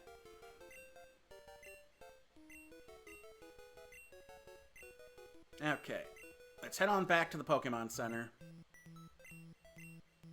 And test out for the next couple of Pokemon which is faster. The EXP all or no XP all? Because it's been taking most of the stream. Like an hour and 45 minutes almost.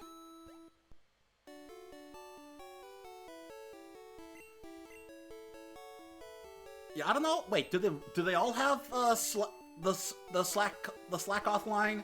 I thought most of them had like Delcatty and Linoon and Zangoose. Okay. Skeletor's next level up is 4168. Harper's is 2968. Joy's is 2701. Foxy's. Oh yeah, Norman has the whole Slack-off line. I'm talking about his gym trainers. 2121. The people with all the stupid, like, gimmicks. 3614. 2984. So I think it's between Foxy, Blaze... No, Foxy's up next. Okay. So, we are going to put away the EXP all and see if that makes a difference.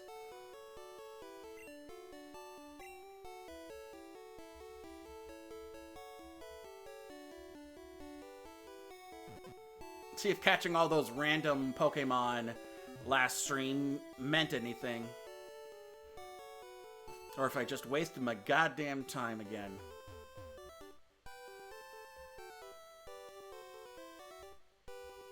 Let's find out. So currently, 2164 is what it's going to take to level up Vaporeon.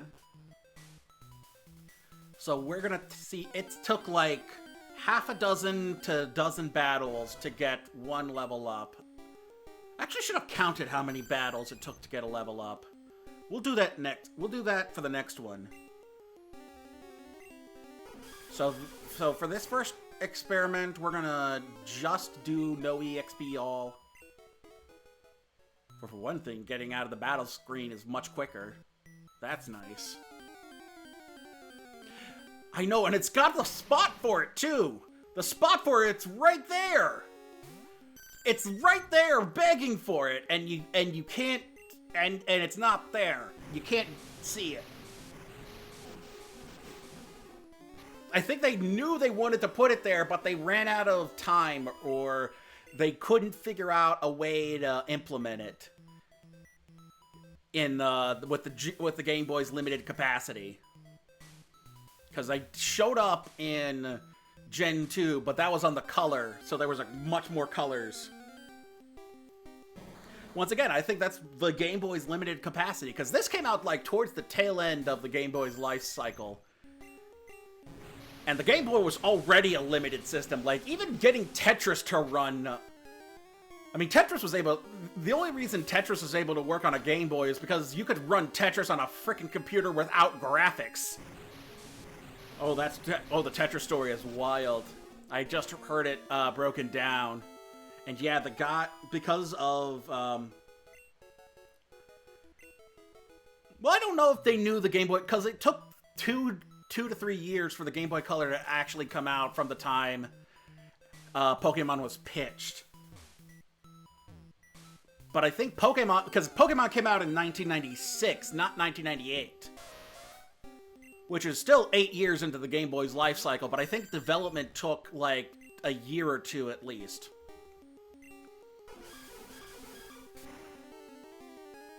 And I think they wanted to keep yellow on the Game Boy system because already had a level up. The level up's already done. I guess that answered my question for me.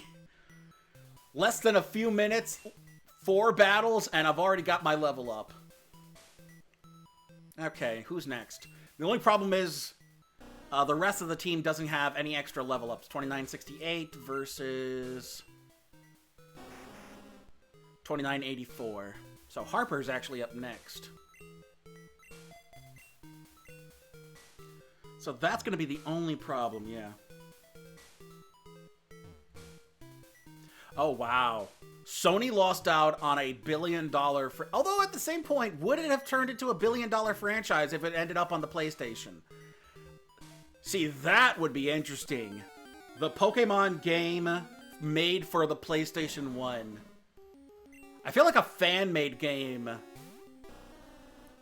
could do wonders with that. Do the PS1 devolved graphics like they did with Bloodborne, but make it with Pokemon. Oh wow, that's not very much at all. Of course, I'm 6 levels lower than it.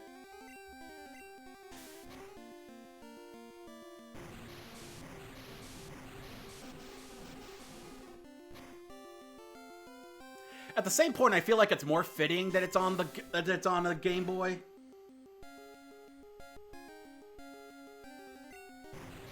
Because I know specifically Satoshi Tajiri had a sort of friendly rivalry with why am I blanking on his name? He's the most famous guy at Nintendo. Why can't I... Created most of the major franchises. They brought him on for freaking Mario the movie. Why can't I remember the guy who's named from Nintendo? Not Iwata. No, before Iwata. The big guy.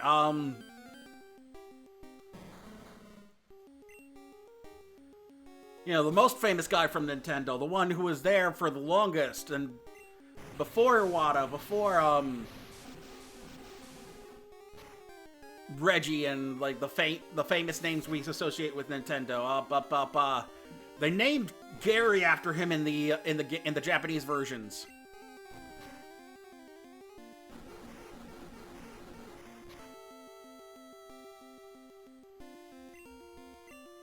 Ah, shit.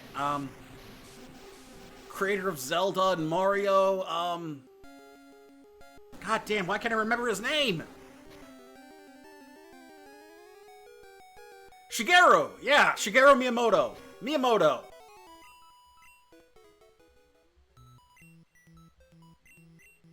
Yeah, they named Gary Shigeru in the Japanese version of the games because of, Tajiri and Miyamoto's little friendly rivalry. So I guess it's actually more fitting. Because I think Tajiri and Miyamoto went to school together, if I'm not mistaken. I want to say they went to school together or at some point. Probably college or something. Or high school. But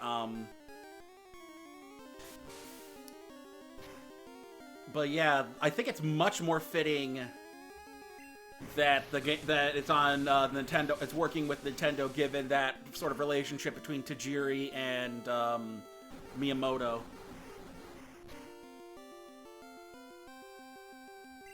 God, Sludge does so much damage.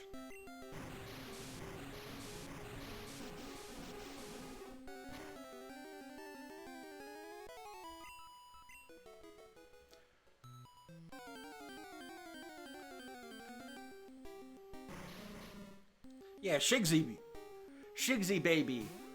Shigeru. Anyway.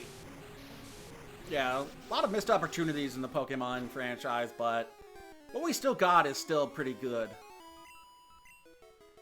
And there's our second level up already. So yeah, this is way faster. And we've got Aurora Beam already. Nice!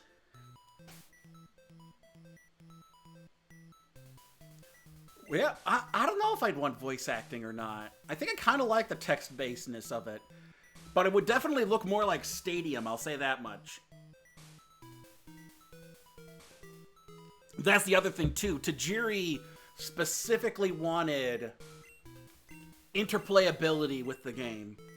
He was very determined on having you play it with your friends. And while playing it two-player at the PlayStation would be fine, having it on the go actually made it way better in the long run, because that allows you to take your Pokemon game wherever you want and play it with your friends.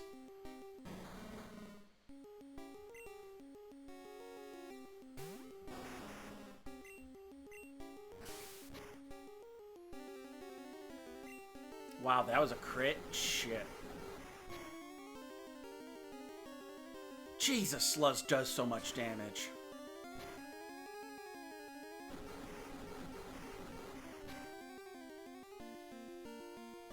And there's the poison.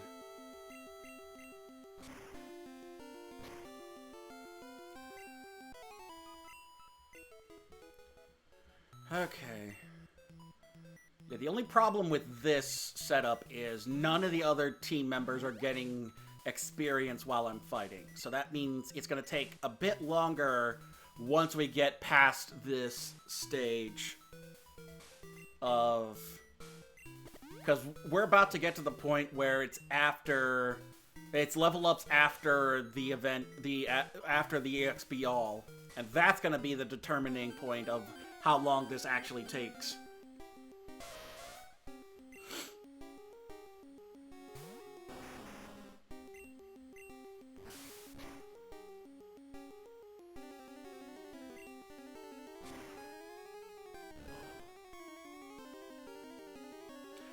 Yeah, the memory space would be the only real thing going for it.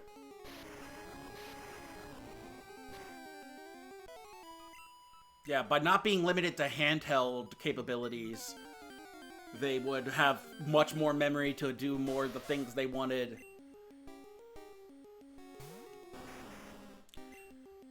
I guess it's, you know, I'm wondering how the relation... I mean, that's the thing is, Pokemon's at the point now where it can do whatever the damn well it pleases.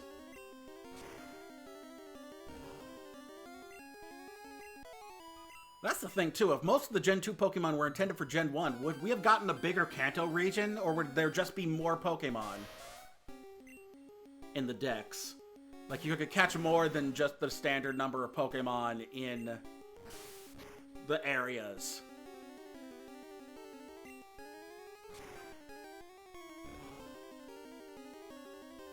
That's the other thing, too, is Kanto could probably have been bigger if they used the PlayStation. But then, once again, you'd be limited to just the consoles. The home consoles. Okay, 90, 77, 102, 91. No new move. They could have had more than 8 gyms, too. They could have had even 10 gyms if they wanted to. Who knows what their capabilities could have been if they had gone with Sony. Who's up next? 35, 27, 41, 36, 32. Okay, Joy's up next.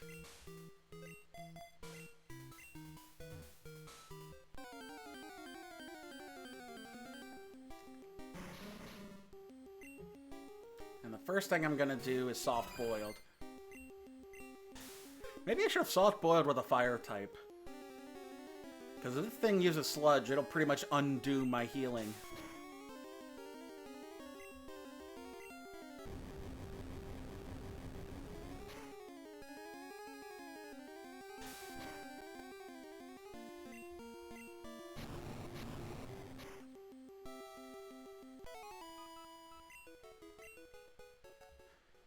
But yeah, I think in the long run, having this be on the Game Boy was for the best.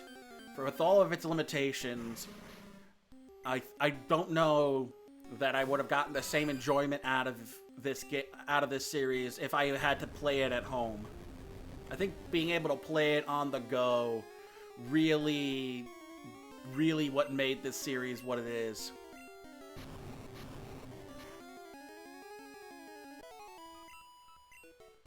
Granted, I would like them to at least be willing to have more console, like, allow for a, like, that's the thing. Having a console exclusive side series would actually allow them to do some of the more interesting things, like a more expansive national decks, like multi-regions. They could absolutely do that if they wanted to with a home console. And then keep the main core series dedicated to handhelds. Granted, Nintendo's handheld is its home console. Oh, hi, it's wheezing.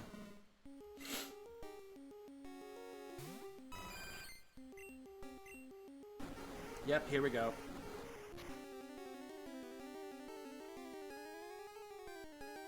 Holy shit, that damage!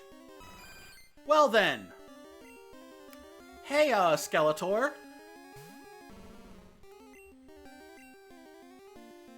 Guess what? You're gonna dig. Wait, wasn't one of the Final Fantasy games on the Game Boy as well? Or is that on the Color?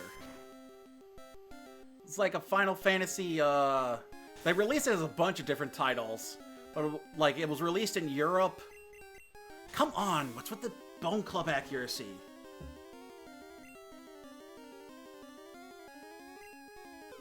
Which Final Fantasy? I think it was Mystic Quest? Holy crap, I got a raid. And there's no... Conan, the librarian. The raid mess... I'm gonna need new raid audio. Hey, Centuries Untold. This is... Oh,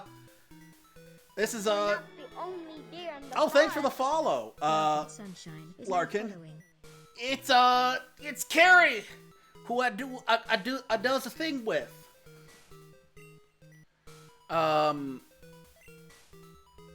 I'm playing the Pokémons. And, Ben, and I were talking about, all different kinds of Pokemon stuff, like how there was an initial intention for Pokemon to come out on the PlayStation, what that would mean if it was a home console. You was playing the Pokemons? Was you doing Arceus, or was you doing Unite, or... Yeah... I have to, you know what, after stream tonight, over the weekend at some point, I'm going to get a new Stream Element sound effect, because that one, actually, I can actually, oh, nice, I need to finish Arceus. I have yet to finish Arceus. I got distracted, and I lost track, and I stopped paying it, and I stopped playing through the game. I think it got to a point where it was, like, a lot of tedium, and so I switched over to Metroid. I finished Metroid Dread, which was a lot of fun. Metroid Dread's really good. Nice. Actually, I want to open Stream Elements. I want to try something. Because... I can actually have it work in OBS so it can happen live on stream. And I want to see if I can get this raid audio, because the raid audio has yet to work. And I love... That's the only thing that's not deer related, because there's a bunch of Bambi stuff. There's a library, Conan the Librarian. There's a reference to the owl librarian from Avatar: The Last Airbender. And the one thing that's not related to any of that is the raid audio, which is tied into which is just, you know, a reference to Raid, the, what's it called? Insect repellent and the insect killer. So, emulate.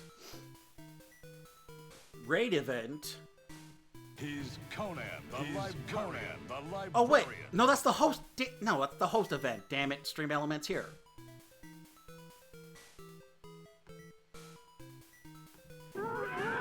Yeah, that! It's not playing in... It comes through on the desktop audio, but it's not coming through OBS. It's the most... There, now it's... And I don't know if that was in Stream Elements or OBS. Is it coming through? Is it coming through double or is it coming through single? Because I'm hearing both. It's so... Did I close Firefox? No, I just closed that one window. Good. Yeah, the raid... I think I may switch out my raid audio just because it's being a butt. Anyway, we are well through most of Kanto. We've gotten six of the 8 badges. We've got ourselves a Gen 1 Chansey with Metronome, Thunderbolt, Egg Bomb, and Soft Boil. We've got ourselves a Vaporeon. We've got ourselves our starter, Charmander. We've got ourselves... once again, Gen 1 best gen, right? His only fire move is... I keep exiting away from the screen. There. His only fire move he has at level 39 is Ember. But yeah, Gen 1 best gen. We've got ourselves a Marowak. Not the one you fight. I evolved it from a Cubone. It's Kabuto. It's, you know, Domocracy, the leader of Domocracy, the Domocrat. And I got a Dugong. Newly evolved Dugong. And so I'm just leveling up to try and get ready for Blaine. Well, it's either Lord Helix or Lord Helmet. And I figured, last time I played through this game, I did, Ammonite, so I'll go with Kabuto this time. Ooh, this Growlithe might take itself out. But yeah, an hour and 45 minutes of this stream was me trying to use the EXP all, thinking it would help, and they're already leveling up faster without it. So the EXP all in Gen 1 is not worth it. Last stream I had to go through and catch a whole bunch of stuff to get up to 50 Pokedex entries to get it, and it ain't worth jack. And now my Chansey's poisoned. Chuck an egg at it, Chansey. Oh, here we go. Sludge is gonna do some major damage.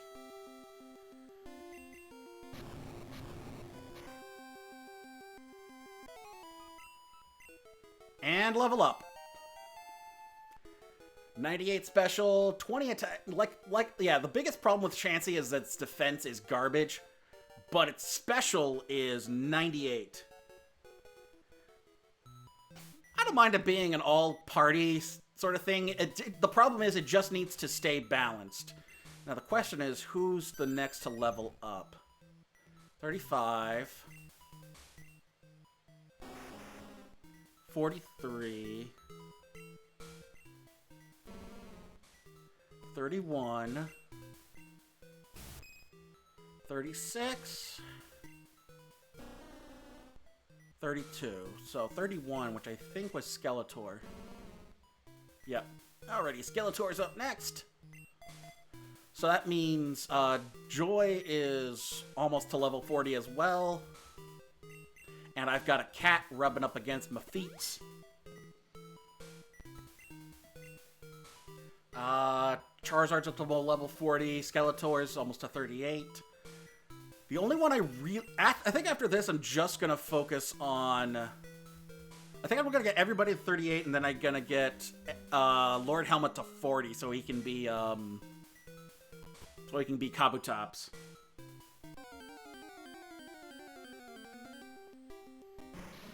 Now I feel you. I think having the option like they did in X and Y is the best one, where you can turn it off if you want, or keep it on if you want, depending on your playstyle, not have it be a permanent fixture. Body Slam!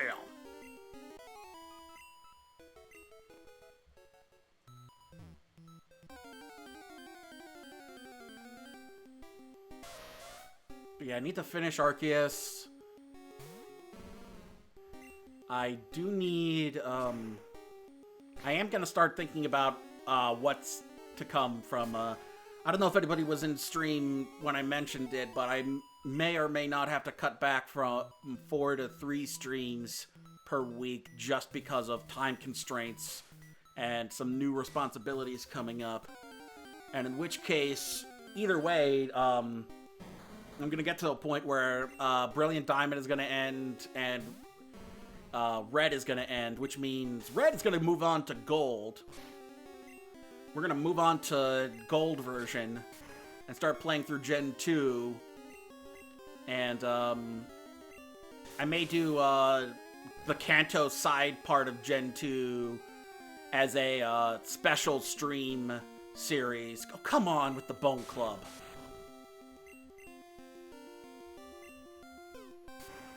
There we go.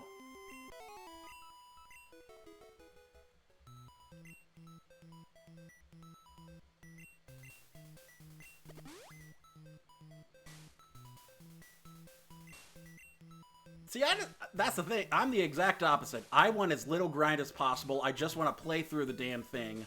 I don't want to have to stand... I don't want to stand and, like... That's the one thing I didn't like about certain RPGs, is I don't want to stand in the forest and punch a bunch of slimes until I'm at the appropriate level. That's why I'm gonna try... That's why I'm so keen to cut corners. If I can. Like, I don't have to be the exact level. No problem. We'll see you later, Carrie. Yeah, I definitely am gonna end this stream when we hit after defeating Blaine. I want this to have some semblance of finality, and I think defeating Blaine is gonna do that.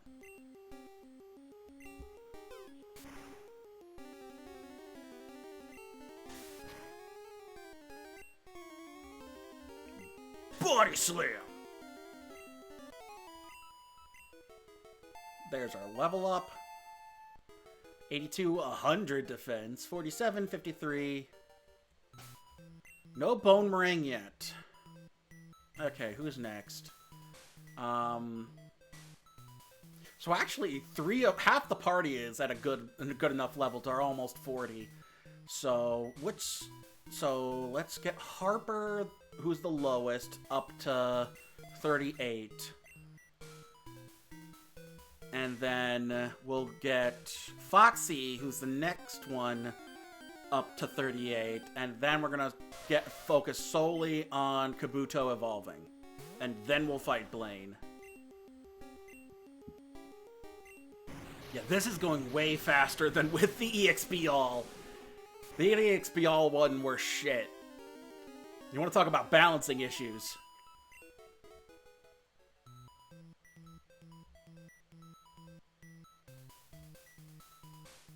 But yeah, 2 hours of just walking around a mansion and then a slight diversion to go catch a seal in Seafoam Islands and then back to the mansion to grind.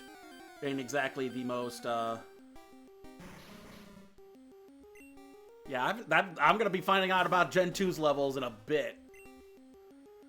See, that's the thing, is when I was looking up Blaine's levels and looking up Seafoam Island stuff, even in Pokemon Yellow, like in Yellow, they seem to have lowered certain levels. I guess they were trying to fix bits and pieces.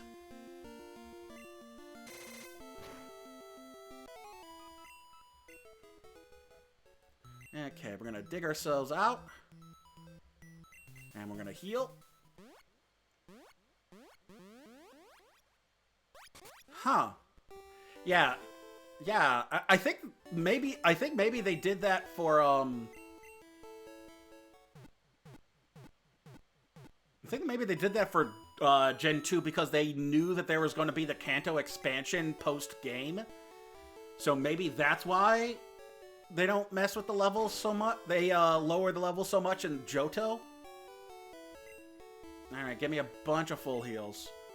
Give me like 10 full heals.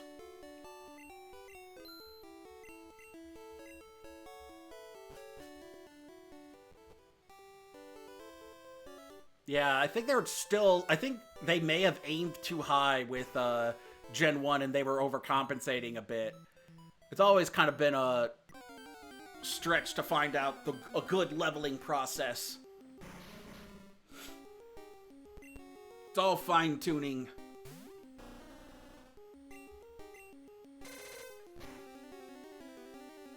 Ooh, Aurora Beam can knock it out almost at level 30.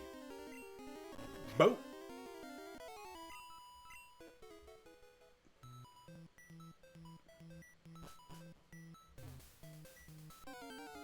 Yeah, I mean, that's the thing is, if they did end up with Sony, then they would have been freaking. They wouldn't have had a mobile, portable game version for Pokemon until the PSP. Although, granted, if Pokemon was as profitable under Sony as it is under Nintendo, that may have actually helped the PSP and the Vita by having actually. Although that depends. Would the portable game versions actually be any good if this was a console-based game? Because that was the problem with the PSP and the Vita, is that they were half as good as the main console games until the Vita could actually play those main console games. Yeah, the PlayStation may actually still have a place in the portable market, if they had chosen Pokemon. Who knows? Although maybe if Sony chose Pokemon, they could have run it into the ground. Who the hell knows? It's all speculation at this point.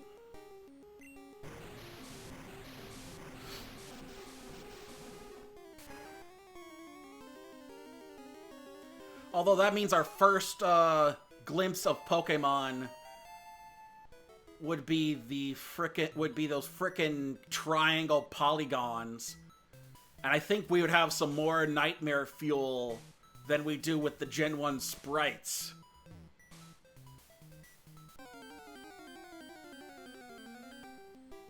Yeah, neither did the Vita. There was never a killer app for either system. There was just like half as good versions of main console PlayStation games, and then maybe some carryovers from some like third-party titles. There's never something in-house that Sony built for those systems that made it something you had to buy. Whereas if you got the new Game Boy, you knew you were getting a Pokemon game. You knew you were getting a Mario game. You knew you were getting a Zelda game. Yeah, lots of movie tie-in games, too. That's the thing is, like, other than Nintendo, like, Sega and Nintendo were the only ones that I could think of that had built-in-house franchises. For when they, at least while Sega was, I mean, and even that didn't save Sega from the console, during the console market. Because because their tie-ins, they eventually still just kept being the House of Sonic.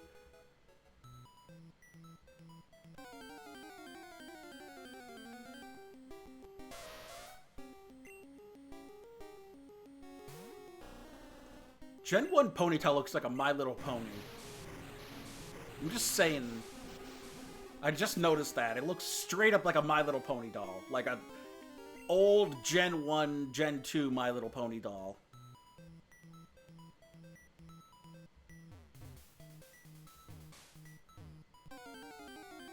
Oh yeah, Sonic and Sega have had quite the rough patch, especially after the consoles died.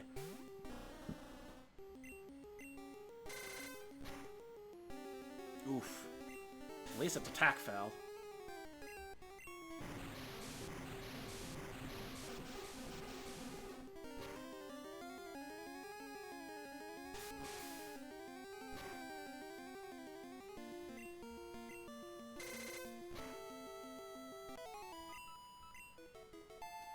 Okay, we got the 37, 67, 77, 64, 83. One more to go, and then we'll swap out for Lord Helmet. Exactly. Sonic 06, Sonic Unleashed, Sonic and the Black Knight. Sonic Racing.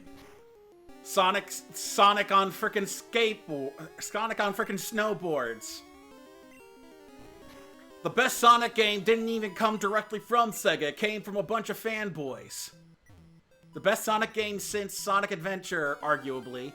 And I was never into Sonic Adventure. I never played it, so I have no idea how good it is to play. I only know how it is to watch be played.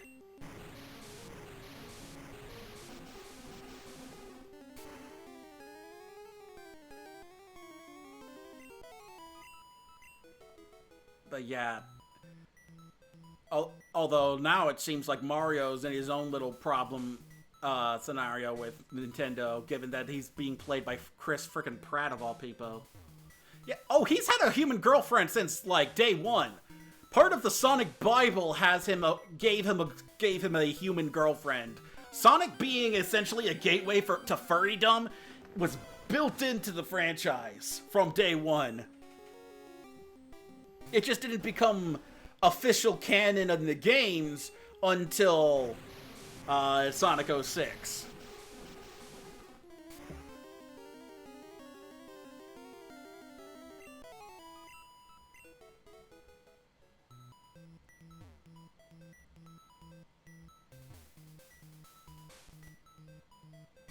I will say Sonic's recent revitalization, thanks to the movie and even the Sonic Boom series. Like, the Sonic games haven't been great aside from Mania, but the movie and the Sonic Boom series and even the sequel coming up in a few weeks looks good.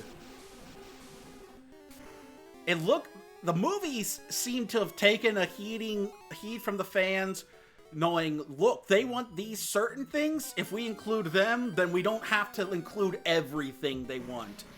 But including, like, a Tails that sounds like Tails, a Knuckles that sounds like Knuckles, a Sonic that looks and sounds like Sonic. Give them the major things they want, and it's okay if you don't get everything else right. It's like I'm hearing now from people that Paramount Plus, the Halo series, is like, we never played the games. That's a bad thing. You should not be proud of saying the fact that you didn't play the thing that you're adapting to the screen. Not that you have to, but like that's your like selling point, that you didn't play the games. Because I mean, like, you should at least embrace some part of the franchise you're adapting.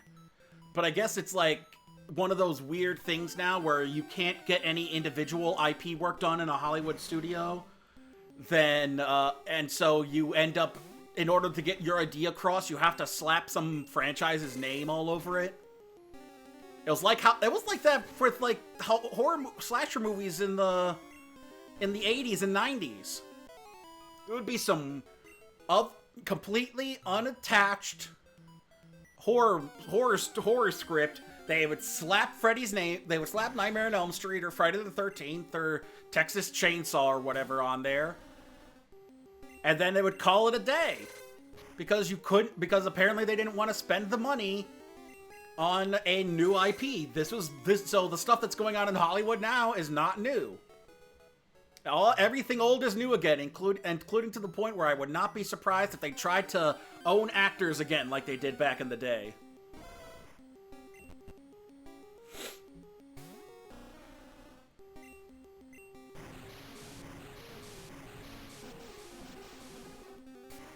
But at the same point, like, I'm not one to limit myself to say that nothing good can come from franchise filmmaking. 86. Oh, that defense is getting nice and chunky. So Harper's good. Now, for the big guns. We gotta get Lord Helmet up. No, I'm doing Foxy first. Foxy needs to get up to 38, and then we're going to do Lord Helmet up to 40.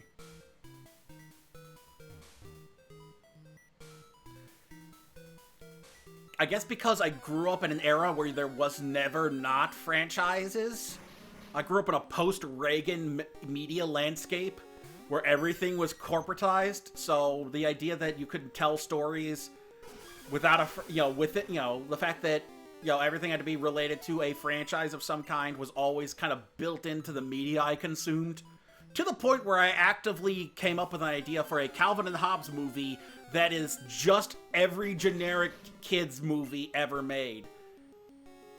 Because that's how much Hollywood poisoned my brain to the filmmaking process, that I completely lost the plot of Calvin and Hobbes.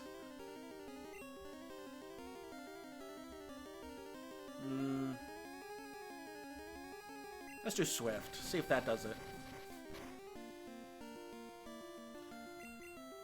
I mean, my idea was basically exactly why Bill Watterson went into exile, because he didn't want people like me ruining his baby.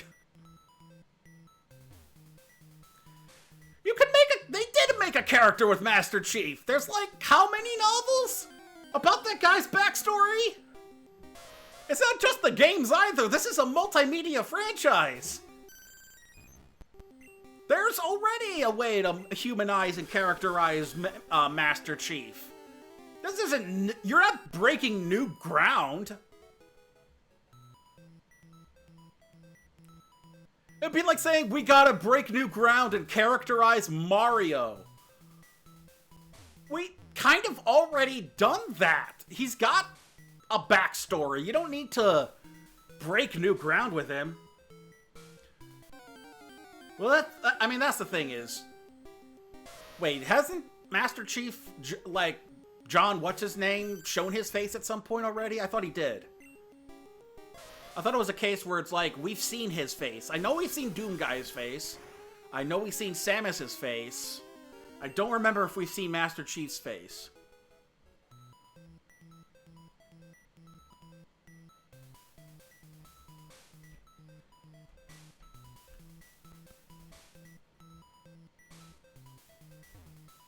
I mean, hell, if anything, you can get away with more by hiding his face. You can just hire a famous voice actor to do the role, and then have a suit actor do the rest.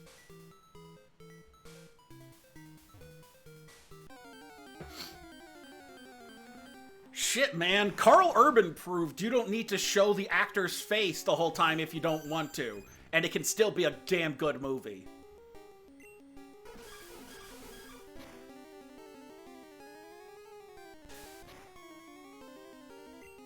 Not every actor needs FaceTime for the camera.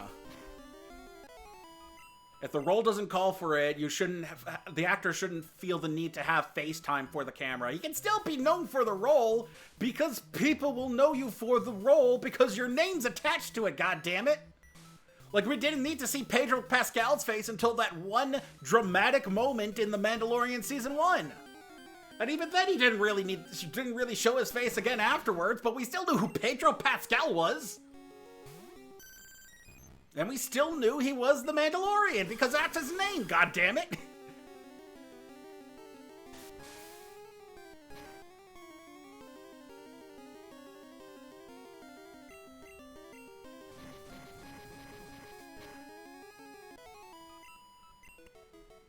There's one level up. 62, 61, 67, 98. Why am I learning Tail Whip at level 37?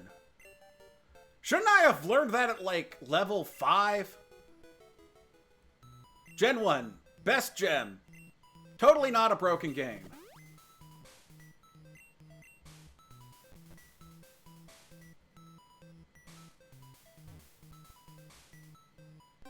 Well, that's the thing. You could know his backstory and never see his face. And if you want to show his face, do flashbacks or something before he got in the suit. If you're so inclined. I just feel like having some experience with the franchise at least shows that, not even experience, but some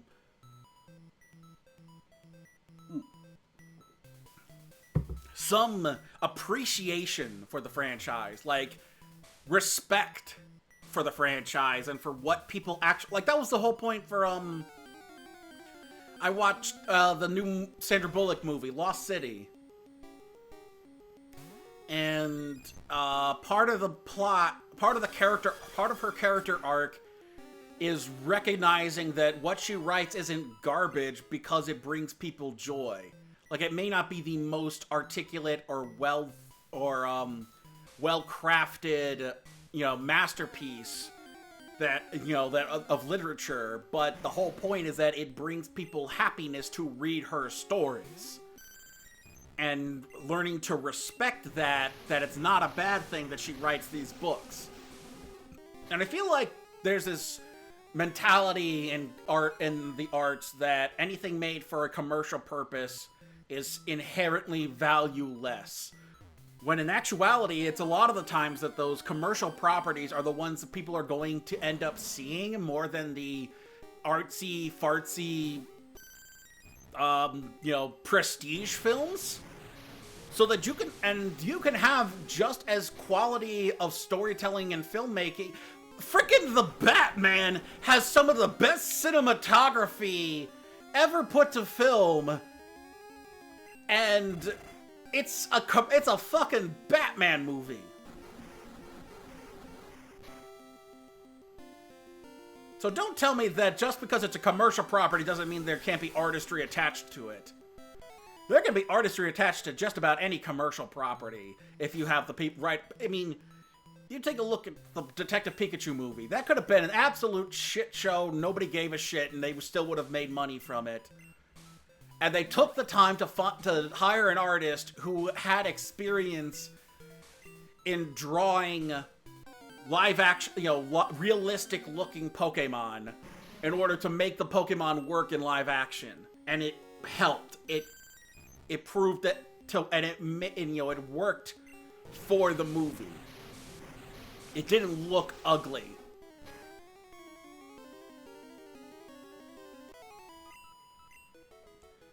So, I can't accept the idea that everything made for commercial consumption is inherently valueless. You can have good value storytelling and filmmaking and writing and artistry in any commercial property as long as you have people who are willing to apply it. I mean, look at some of the MCU stuff. You can have some really good stories being told. I mean, look at how hard Endgame hit people. Like, you listen to those audience reactions during the final battle with Thanos in Endgame. You feel decades worth of people's investment in these characters come to a climax. And you feel a level of emotion that most people will never feel in their lifetimes. It was a once-in-a-lifetime moment to feel that sort of thing. And you can only really get that from a commercial property, because that's the only thing with the longevity to hit those kinds of beats long-term with a fan base.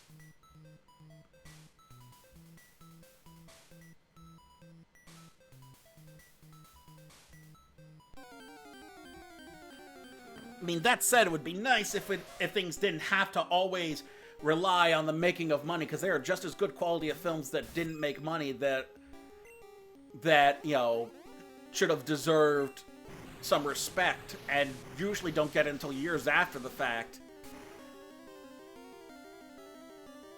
And just because it doesn't make money doesn't mean it's garbage. You know, the amount of money it makes is not predicated on its quality. But not everything, you know, but that doesn't mean that everything that makes money is inherently, you know, shallow and valueless.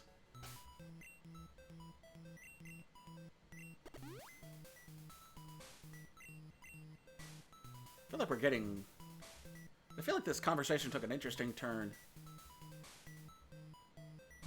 See, this is why I was kind of suggesting for the review portion, for the movie review program, I actually play a movie tie-in game, because I'm able to go off on these tangents without too much of an issue, because my brain will just kind of shut off and focus so much on the game that I can think out these conversations off the top of my head, and then can go long form on it without too much of an issue. But the problem there is you're not going to have anything to tie into the thing I'm reviewing either. Because what you'd be seeing on the screen is gameplay unrelated to the movie review. I kind of want to try something with that in mind. I did a poll on Twitter, but I also, like, have nobody paying attention to my follows. Like, you know, in my I only have, like, half a dozen people who actually pay attention to what I say on there at any given point in time. So it's not like I got a lot of input either. But the idea was that, the idea I got was,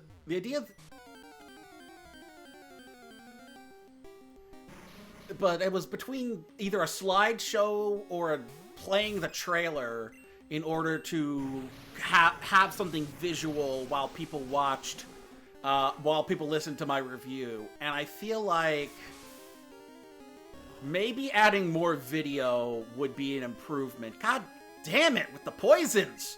Can you not? So I may want to try that for this upcoming episode.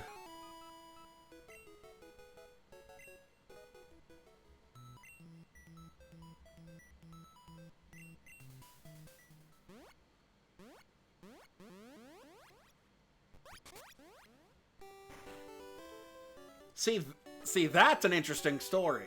The fact that he came into this blind, had no idea what this franchise was about, so he took the time and caught himself up. And made something that actually tied into the franchise. Had a character come back from the old show, so that if people watched this long term, they were rewarded with a callback to an episode they may have seen or liked before. And if they didn't, they can go back to that episode and see how it connects to the film and how the timeline and how the continuity holds and, you know, continues forward and things play off each other. Yeah, it's basic. Yeah, I mean, that's the thing is people can tell in a franchise when something feels entirely unrelated to the continuity and it's something, you know, made up whole cloth. I mean, people felt that way with, like, Agents of S.H.I.E.L.D. and parts of the Netflix Marvel series, where you could tell. Oh yeah, he had to dig back into the archives at CBS Studios in order to get those old episodes. Like, thank Christ there are people who actually, you know, maybe saved those old, negatives that he could watch again.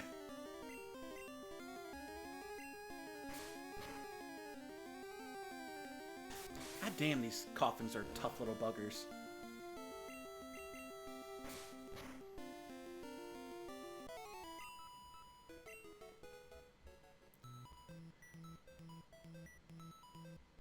I was talking about this in somewhere. It must have been in, like, a Discord server or something, but how much media we have lost. Somebody was sharing, I think, Martin Scorsese has a charity or nonprofit out there that helps to preserve old film reels and negatives. 71, 85, 51, 50. No new move. Because so much of those old film reels and those old negatives have been lost to either to landfills or to decay. I mean, you think about how many of old episodes of Doctor Who are just gone. Like, you're lucky if you even get the audio for it. Because nobody saved that shit, because archiving this stuff was never an idea that came into anybody's heads.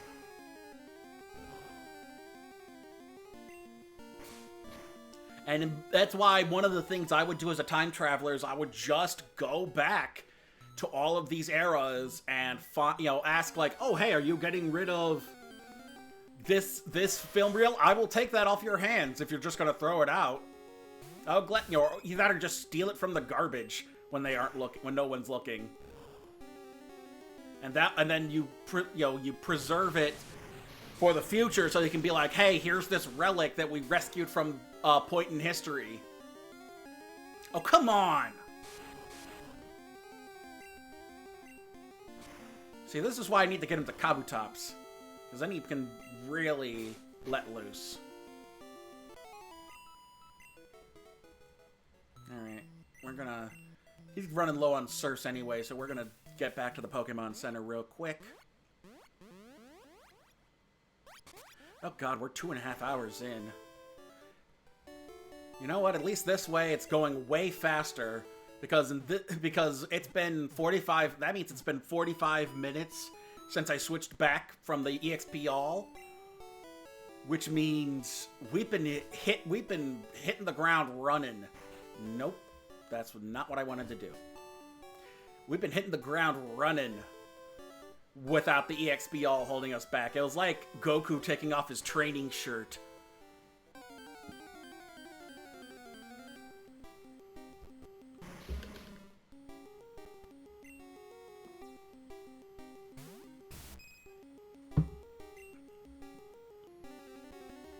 Yeah. I do feel like my movie review thing is the one outlier to this channel. It's the one thing nobody's really interested in but me. And I guess that's the thing, it's like, people say do things because you love them and people will find you, but at the same point, like, what if the thing you love doing isn't what people want to watch? Because at that point, it's like, yeah, doing it because you love doing it is very good. You definitely don't want to do something you don't love doing. But at some point, you don't want to scream into the void anymore. You want people to answer back and know that your thoughts are being heard and either agreed with or disagreed with. You could have debate with. You can have some interaction with people over it. It's not just limited to you screaming into the void, never to be heard from again.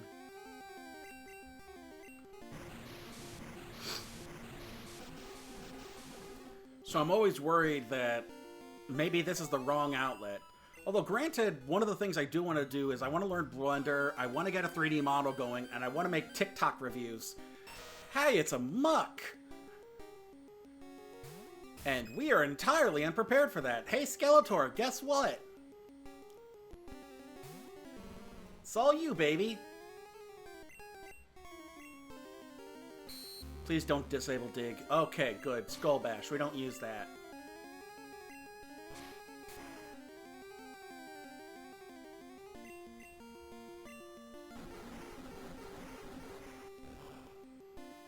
Oh, absolutely.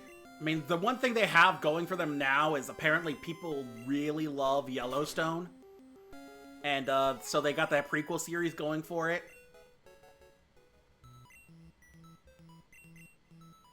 I'm gonna have to get a whole new thing of full heals after this.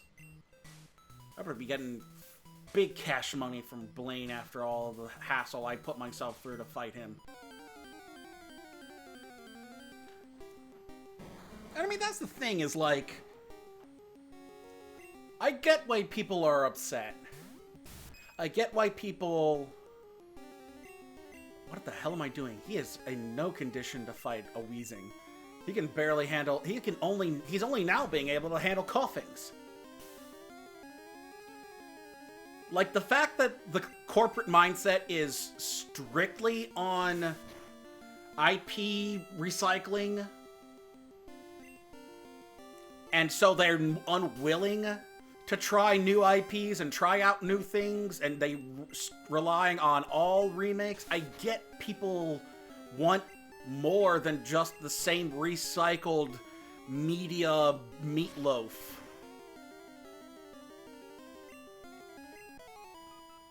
I'm not gonna sit here and deny that companies not taking risks anymore because it costs so much to make everything is like good for the medium.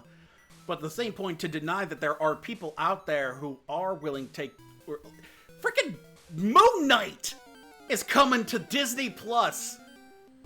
A schizophrenic superhero is coming to Disney Plus. there are people willing to take risks. It just, you know, even if it's with a licensed property, there's still, like, the fact that that's happening at all is a goddamn wonder.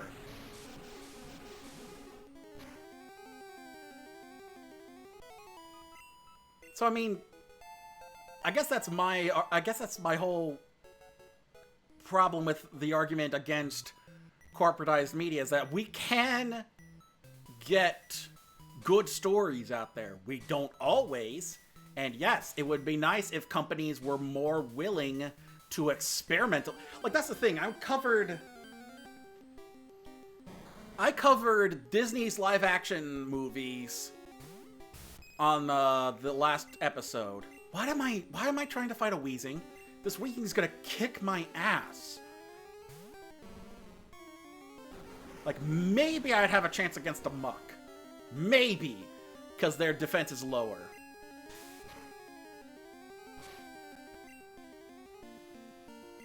But a Weezing's defense is way too high, and I do not have the special defense to handle it. There. Good. Done. And anyway, Disney in the 80s had a really interesting experimental phase. Like, it started in 79 with things like the Black Hole, and then you had the Black Cauldron, you had Tron, you had Flight of the Navigator, you had all these you had Something Wicked This Way Comes, and The Watcher in the Woods. You had these really interesting properties with the Disney name on them. And there was this level of experimentation that you're not getting from corporate media anymore. And I feel like that's the problem. Is that everything costs so much now that it has to be crunched down to the last decimal point, and nothing can ever be left up to chance. Unless it's like something that's a given that people will like James Gunn will deliver a quality program. Or, you know, people who have been proven to deliver quality stuff, like Kevin Feige and the people over at Marvel Studios have been delivering quality program pretty much since Phase 3. Like, the worst thing to come out of Marvel Studios so far, since the full-on Kevin Feige takeover and the getting up from under Ike Perlmutter's boot heels, the worst thing to come out of it is, like, Black Widow, which had been in development hell since Ike Perlmutter. And what else was bad? Like, what's been bad? Like, Eternals was... Oh yeah, Inhumans was Ike Perlmutter. That was his baby, because he wanted his X-Men money. And ain't nobody gonna pay for no Inhumans. It sucked balls, and that's why Ms. Marvel is not an Inhuman anymore. She's a cosmic character, and she's basically Quasar. Because why would anybody want to acknowledge that the Inhumans were a thing? Because Ike Perlmutter drilled that piece of shit into the ground to plant his flag up against Fox and the X-Men. Fucking loser. Fucking idiot hack. But I mean, post Phase 2, where exactly Ike Perlmutter killed any hope of the Inhumans coming to the MCU, because he left everybody with such a bad taste in their mouths that nobody wants to touch the Inhumans ever again. Hell, I don't even think Kevin Feige wants to touch the Inhumans again, because all he would think about is how fucking Ike Perlmutter is a piece of shit pain in his ass. The fans wouldn't want it. Feige doesn't want the hassle of having to deal with it. Who wants the Inhumans anymore? Who needs the Quickie Mart? Who needs the Quickie Mart? Not me. But, after Phase 2, there really hasn't... Everything's been a standard B+, A-, 4-star baseline.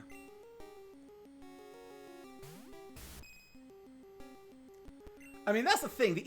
I never read the Inhumans comics. I mainly knew certain Inhumans characters. I knew Medusa. I knew Black Adam. I liked Lockjaw. I think they could manage to save Lockjaw and put him in with Miss Marvel, especially now that she's cosmic. Not Black Adam, Black Bolt. Yeah, Black Bolt.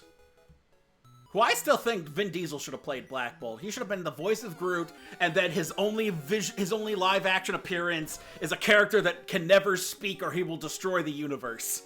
I think that would have been such perfect casting. His speaking role is a tree. His non-speaking role, his live action role is one that never speaks. It would be so perfect. But yeah, Black Bolt, Medusa. I couldn't tell you besides Ms. Marvel, Lockjaw, Medusa, and Black Bolt who the other Inhumans even were. As far as I knew, the Inhumans were like some D-tier Marvel creation to, I don't even know what, make up a new means of superhero creation besides gamma radiation, the mutant gene, and the super soldier serum. So that there was, and having aliens. Like it was some other means of having superheroes on Earth besides the ones they had already established. I don't even know why the Inhumans were a thing. So I'm okay with them not being a thing. Save the important characters, make them cosmic or something, and you can keep them. You don't need all of the Inhumans. Who even created? Did Stan Lee even create the Inhumans, or was that some other asshole? Okay, I'm gonna look this up now because I'm curious. Who created the frickin' Inhumans?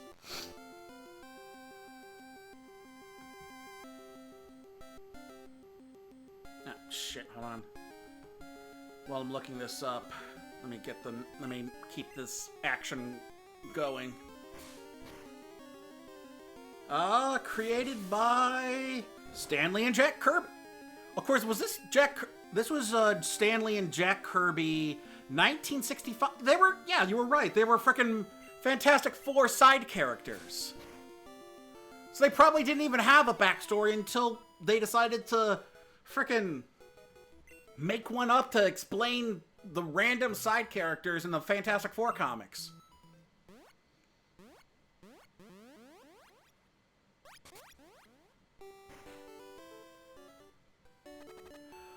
See, this explains it. It's a Shaggy Dog story, but with gods. It's the whole, like, they were created as a fucking joke.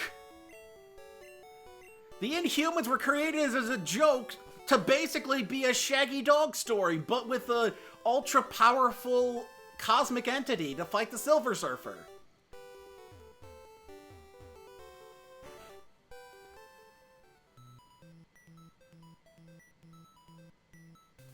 Which means, once again, they can be cosmic! If you want to have the Inhumans, take away the Inhumans' name, keep the characters as side characters, and then make them cosmic characters. Because cosmic's where they're going now, cosmic and multiverse.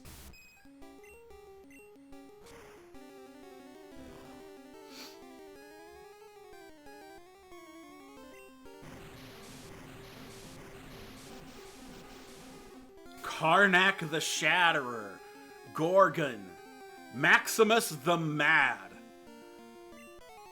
Yeah. Ooh, one level to go. 7690, 5454. Slash! Yeah, baby! Now we're getting somewhere.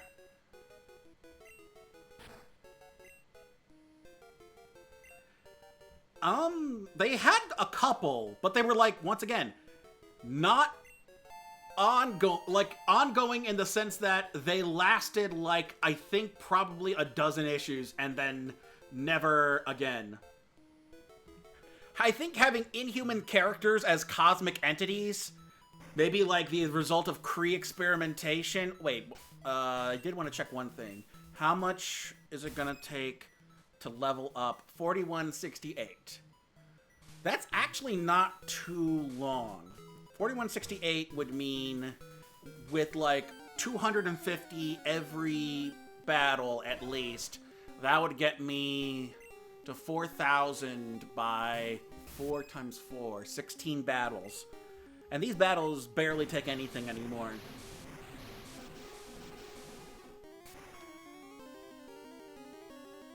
So yeah, like, you don't need an ongoing Inhumans series. Make them cosmic side characters. Have them be characters that show up in other people's stories.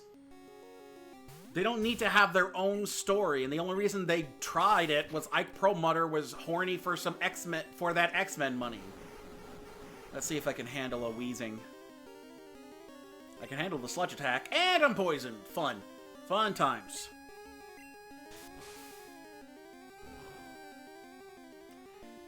Yeah, I think either make some of the Inhuman characters that you like into X-Men, or just make them cosmic characters. And then never address their backstory, just have them be side characters.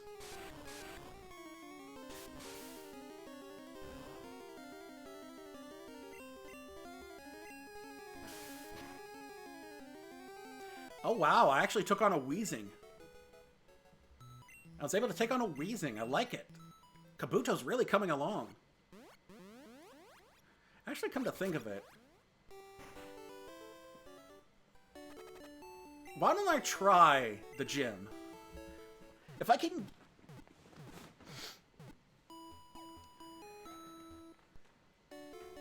See, I think the best thing to come out of the Inhumans is Black Bolt's design for, like, and his part in the Marvel Illuminati series. I was a thief, but I became straight as a trainer. Oh, I don't even need to answer the trivia questions. I can just challenge these guys.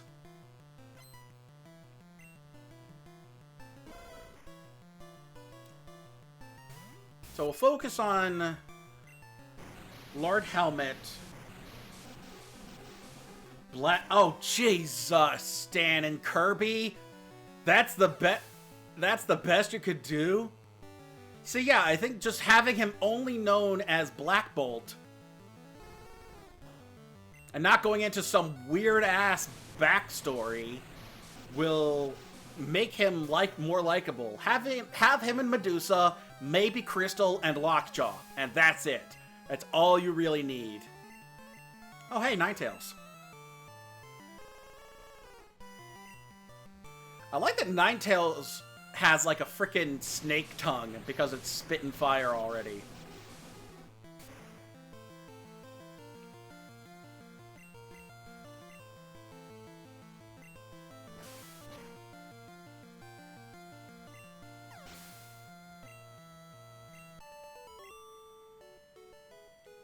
I surrender!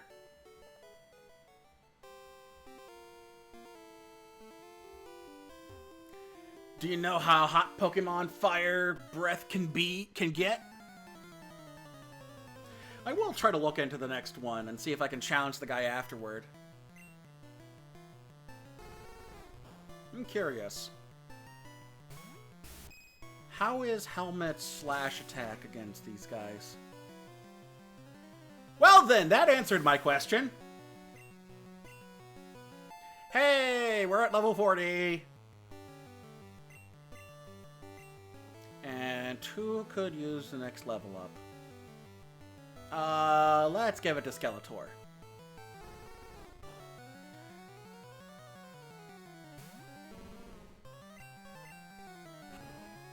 See, why can't my Charizard know that? I want my Charizard to know that. Oh, come on.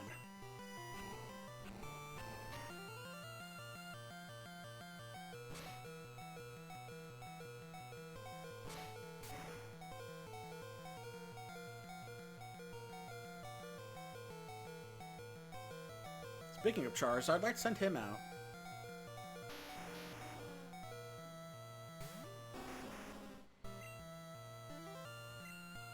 The rage of the beast.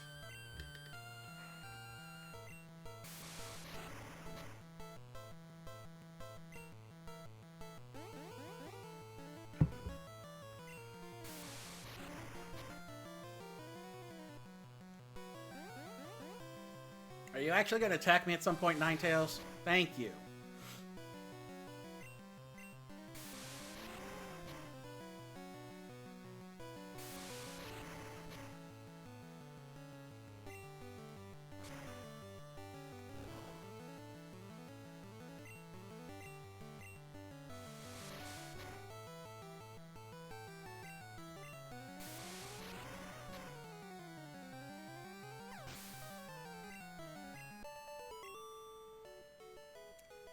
Yo, hot, hot, hot!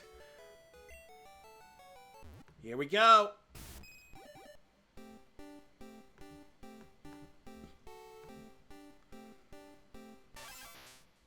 Look at the boy!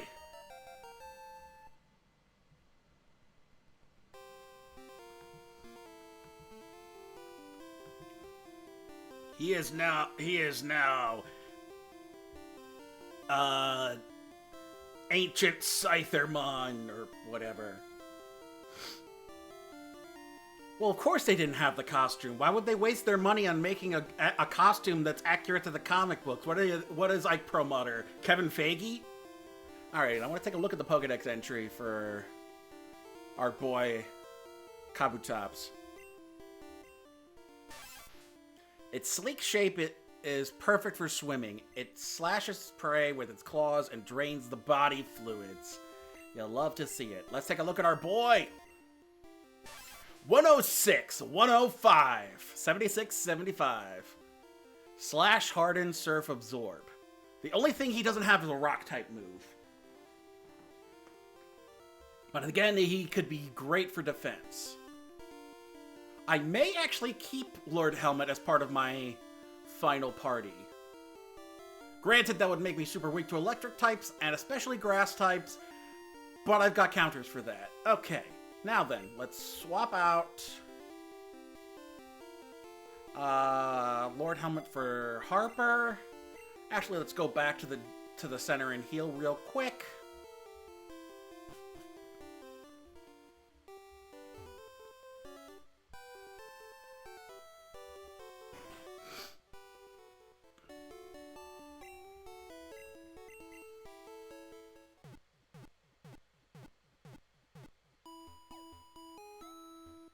That does give me an idea for a meme, though. Kevin Feige and Marvel Studios makes individual costumes for each one of Moon Knight's personalities to make sure it's comic accurate. Ike Perlmutter won't even bother to make Black Bolt's iconic costume for the Inhumans.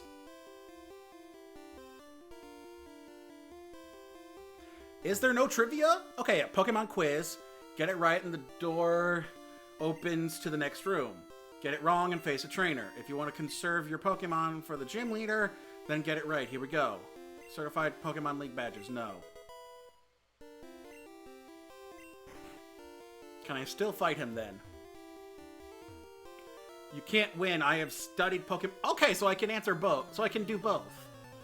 I mean, at this point, I might as well just fight the trainers because I want the money and I want the XP. If you want to conserve your energy, motherfucker, I can go back outside to the gym. What do you mean if I want to conserve my energy?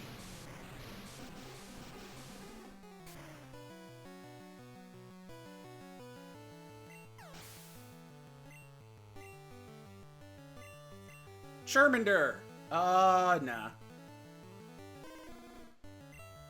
Surf's up.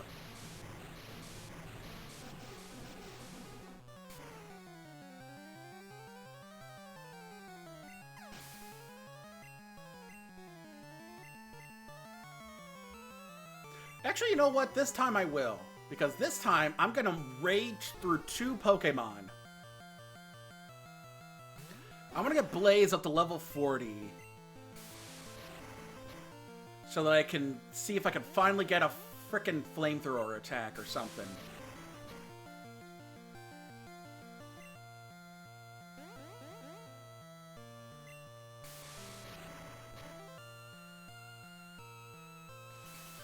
Ah, shit, Confuse Ray. That didn't matter. Stupid Vulpix didn't even give me one attack boost.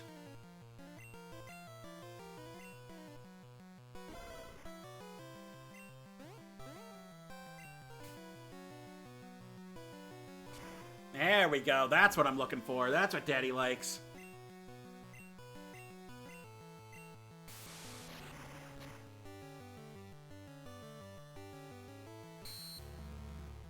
Doesn't matter.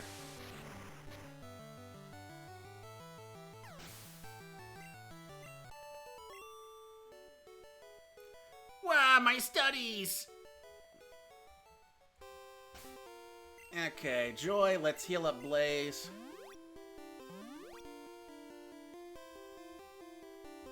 And Blaze, let's put you up front. I just like using fire Pokemon. Yep, that's not concerning at all. Oh man, it's only the one. Oh well.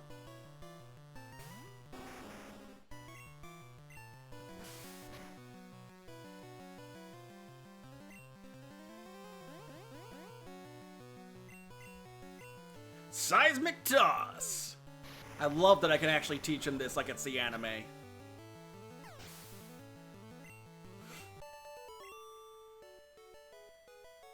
Too hot to handle!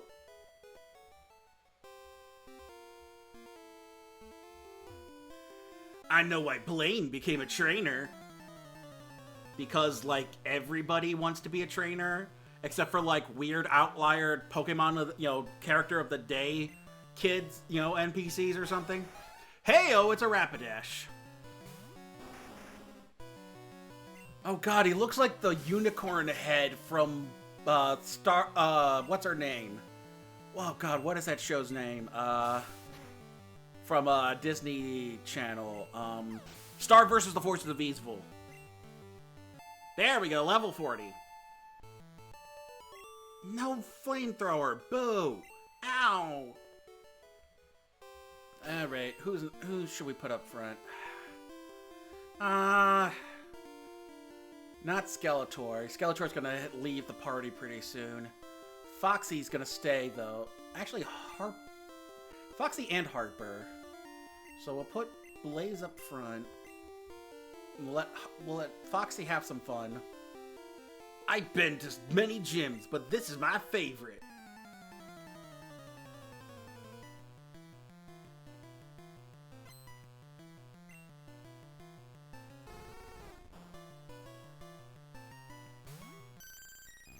Fox versus Fox.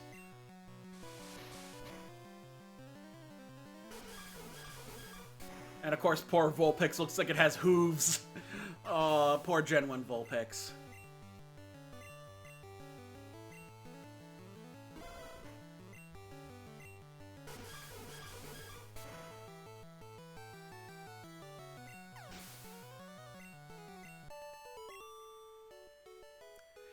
Yowza, too hot!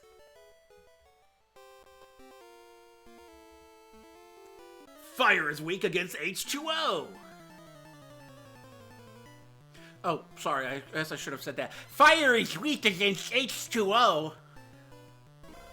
Oh, funny you should mention that, because I've got just the thing for that. Bubbles!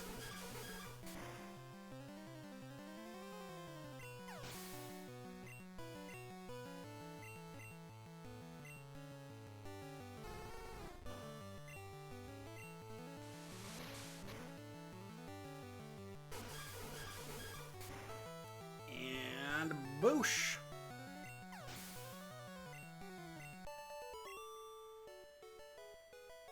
Oh, he snuffed out! And I think that takes us to Blaine. Oh god, he looks like a fat old man! Oh, this poor sprite. Oh, hi, my name's Blaine. I'm the Cinnabar Island gym leader. Don't mind the sweat, it's just I get really sweaty when it's hot. And there's a lot of fire Pokemon here, so it gets really hot around here. Okay, who do we lead? I think we lead off with Lord Helmet.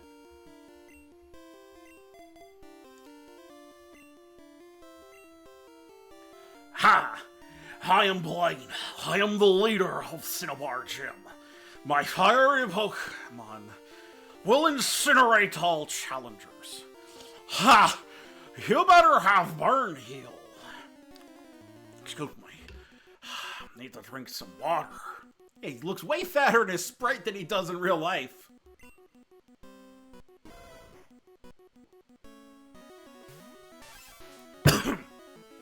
Oh god, he looks like a Super Sentai from the back. Oh, I love it.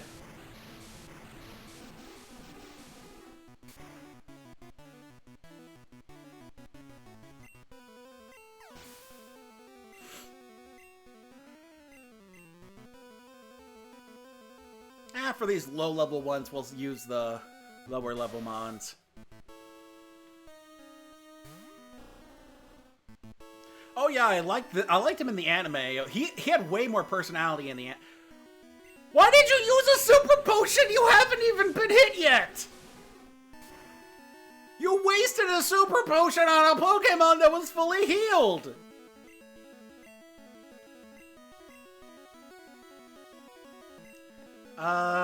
For this one, let's send out Foxy.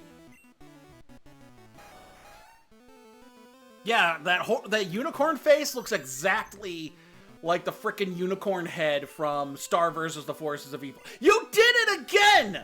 Why did you do it again? Do you think you're gonna super heal them? Like they're gonna have a frickin' bonus temporary hit points? Anyway, Arcanine, here's the big one. Oh, look at the buddy. Oh, he's a good buddy. I'm gonna myrtleize him. Yeah, baby.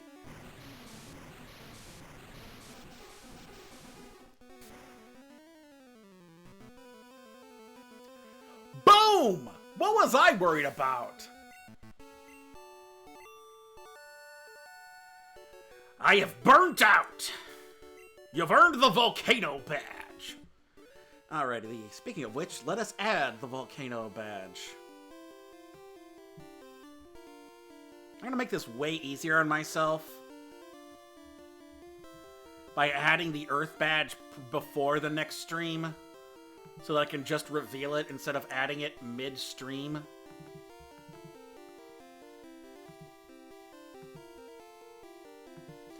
Anyway, there's the Volcano Badge.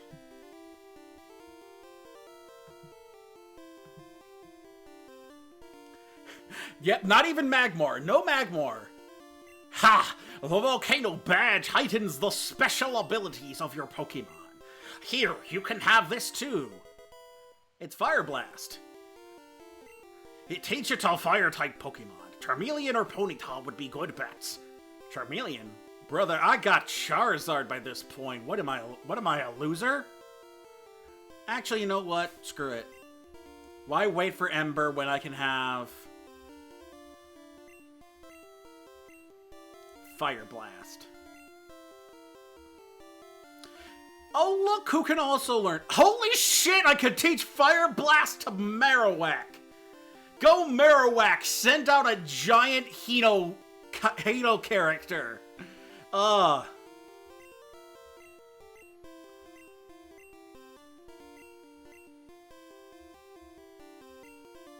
Granted, it's my only fire-type move, but fuck it. I'm about to learn both Flamethrower and Fire Spin.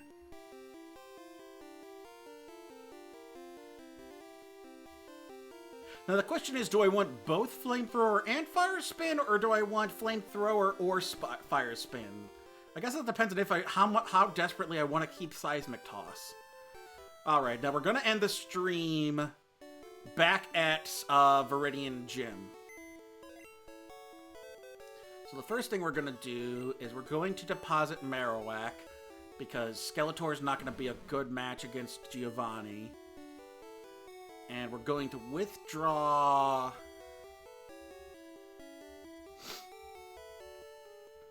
Is he in box 2?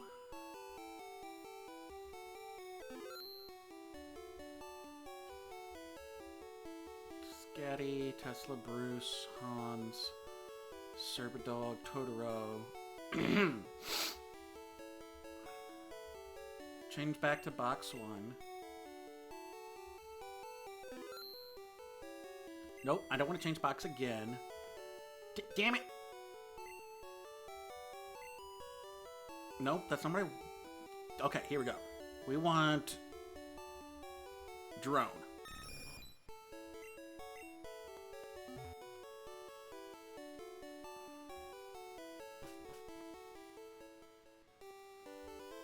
Okay, now, Drone is going to fly us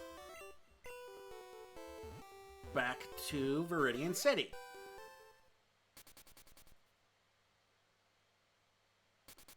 Yeah, it's 12:40. I gotta get some sleep before work tomorrow. So we're gonna open with kicking Giovanni's his son Ash. So we're gonna deposit Drone back.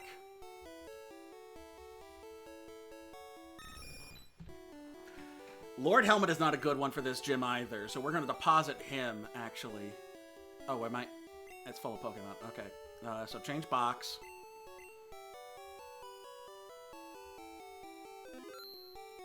And withdraw Scatty. And deposit Lord Helmet. And withdraw... Noodle was an Ekans. I forget who Ted was. Shroomy was a Paris. Tinkerbell was something. Tinkerbell was Clefairy. Rocco was a Geodude. Tesla's not going to be used till after Giovanni. Bruce was a Zubat. Hans was a mole. Cerberus was a Doduo. Horndog was a Rhyhorn. Totoro was Snorlax.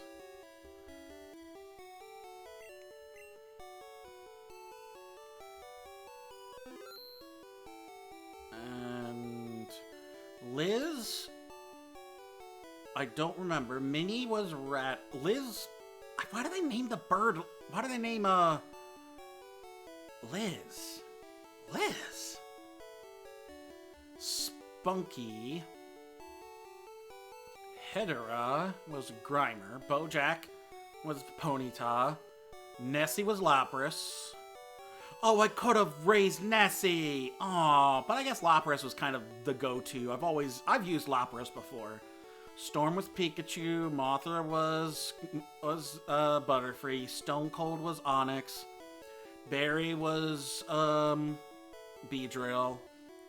Boo is Haunter, who's not going to be any good. Goose is Execute, who doesn't have any grass-type moves. Puddin' is Jigglypuff. Jackie... Ooh. Why don't we try this? I want to take a look at Jackie Hitmonchan's stats. Pretty decent defense, actually. Its only bad part is its special, which isn't gonna be too bad because we're fighting Giovanni. This might work. So we've got Sketty, Foxy, Joy, Harper, and Blaze for this one. Let's try this setup. Let's heal up, and then we'll call it. We'll pause outside of the gym. And actually, now let's replace Marowak with a Hitmonchan. No, you know who I should have gotten was my boy! Sleepy Time! Hold on, let me get Sleepy Time. He's gonna be my... Why am I leaving Sleepy Time in the lurch? Especially since he's got Psychic now. He's almost unstoppable. Sorry, Jackie, but... I mean, Psychic is entirely broken in this gen. And he's already at level 37, so I don't even need to do much training for him. So there we go. How is Sleepy Time? He's good. Okay. So, let's replace Marowak with Hypno.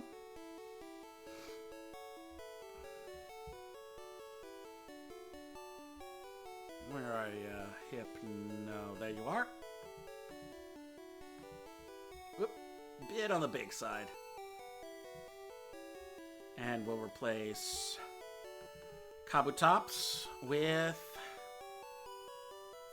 Tangela.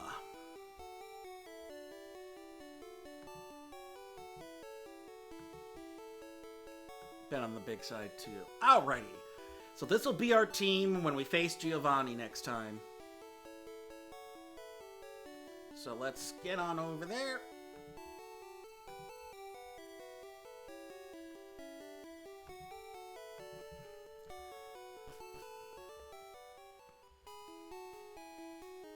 And then I should probably stop by a mart. I'll probably stop by Fuchsia City's,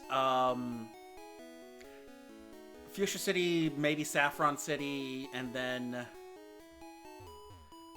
Cinnabar Islands marts before I head up to the Pokemon League. What? God damn it! That's not what I wanted to do. God damn it. Okay, I have to go in and then come back out.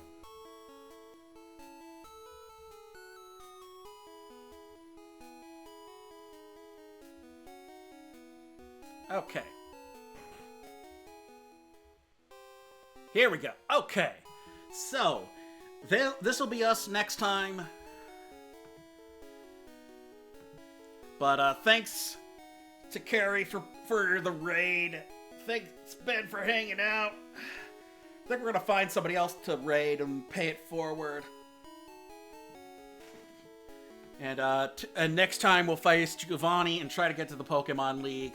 And probably be done with this game in maybe 2 or 3 streams. That'd be something.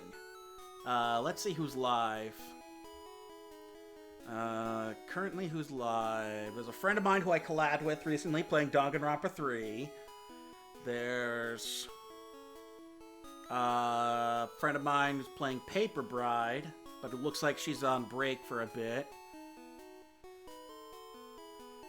Oh, somebody's playing with, looks like, what's her name? Oh god, what's her name? This begins with a V. Shit, I don't know. They're playing Mario Kart 8.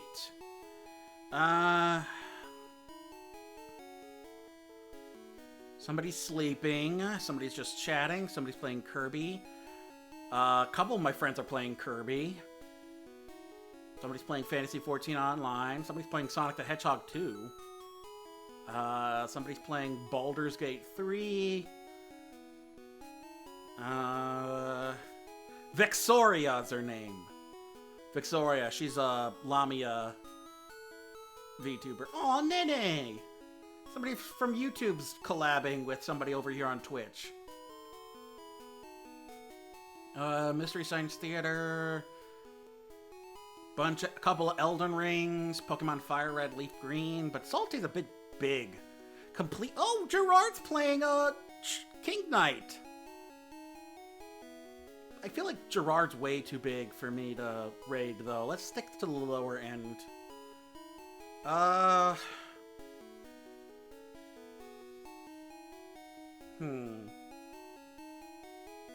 Let's see, we've got Fortnite, Lost Ark, Elden Ring, Apex, Just Chatting, Dead by Daylight, Noita, Kirby, couple of Kirbys, a bunch of Kirbys, actually. We'll go with my friend who's playing Danganronpa. So we're gonna go raid. It's Yui. I collabed with her last Friday. It was a blast. So I'm gonna pay it forward and raid her tonight. So thanks everybody for tuning in. But I gotta tune out.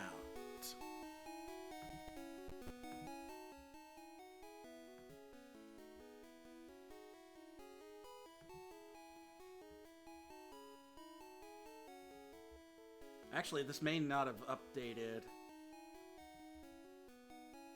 Okay, she's still alive. Good.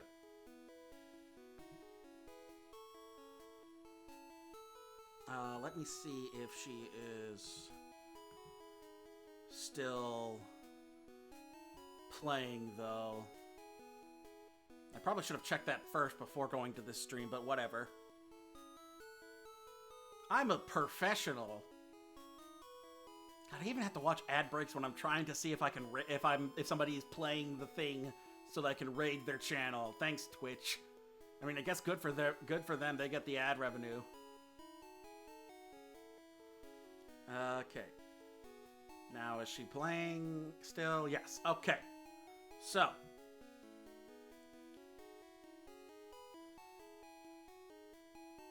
Now, we can head out. Okay. Thanks for tuning in. I gotta tune out.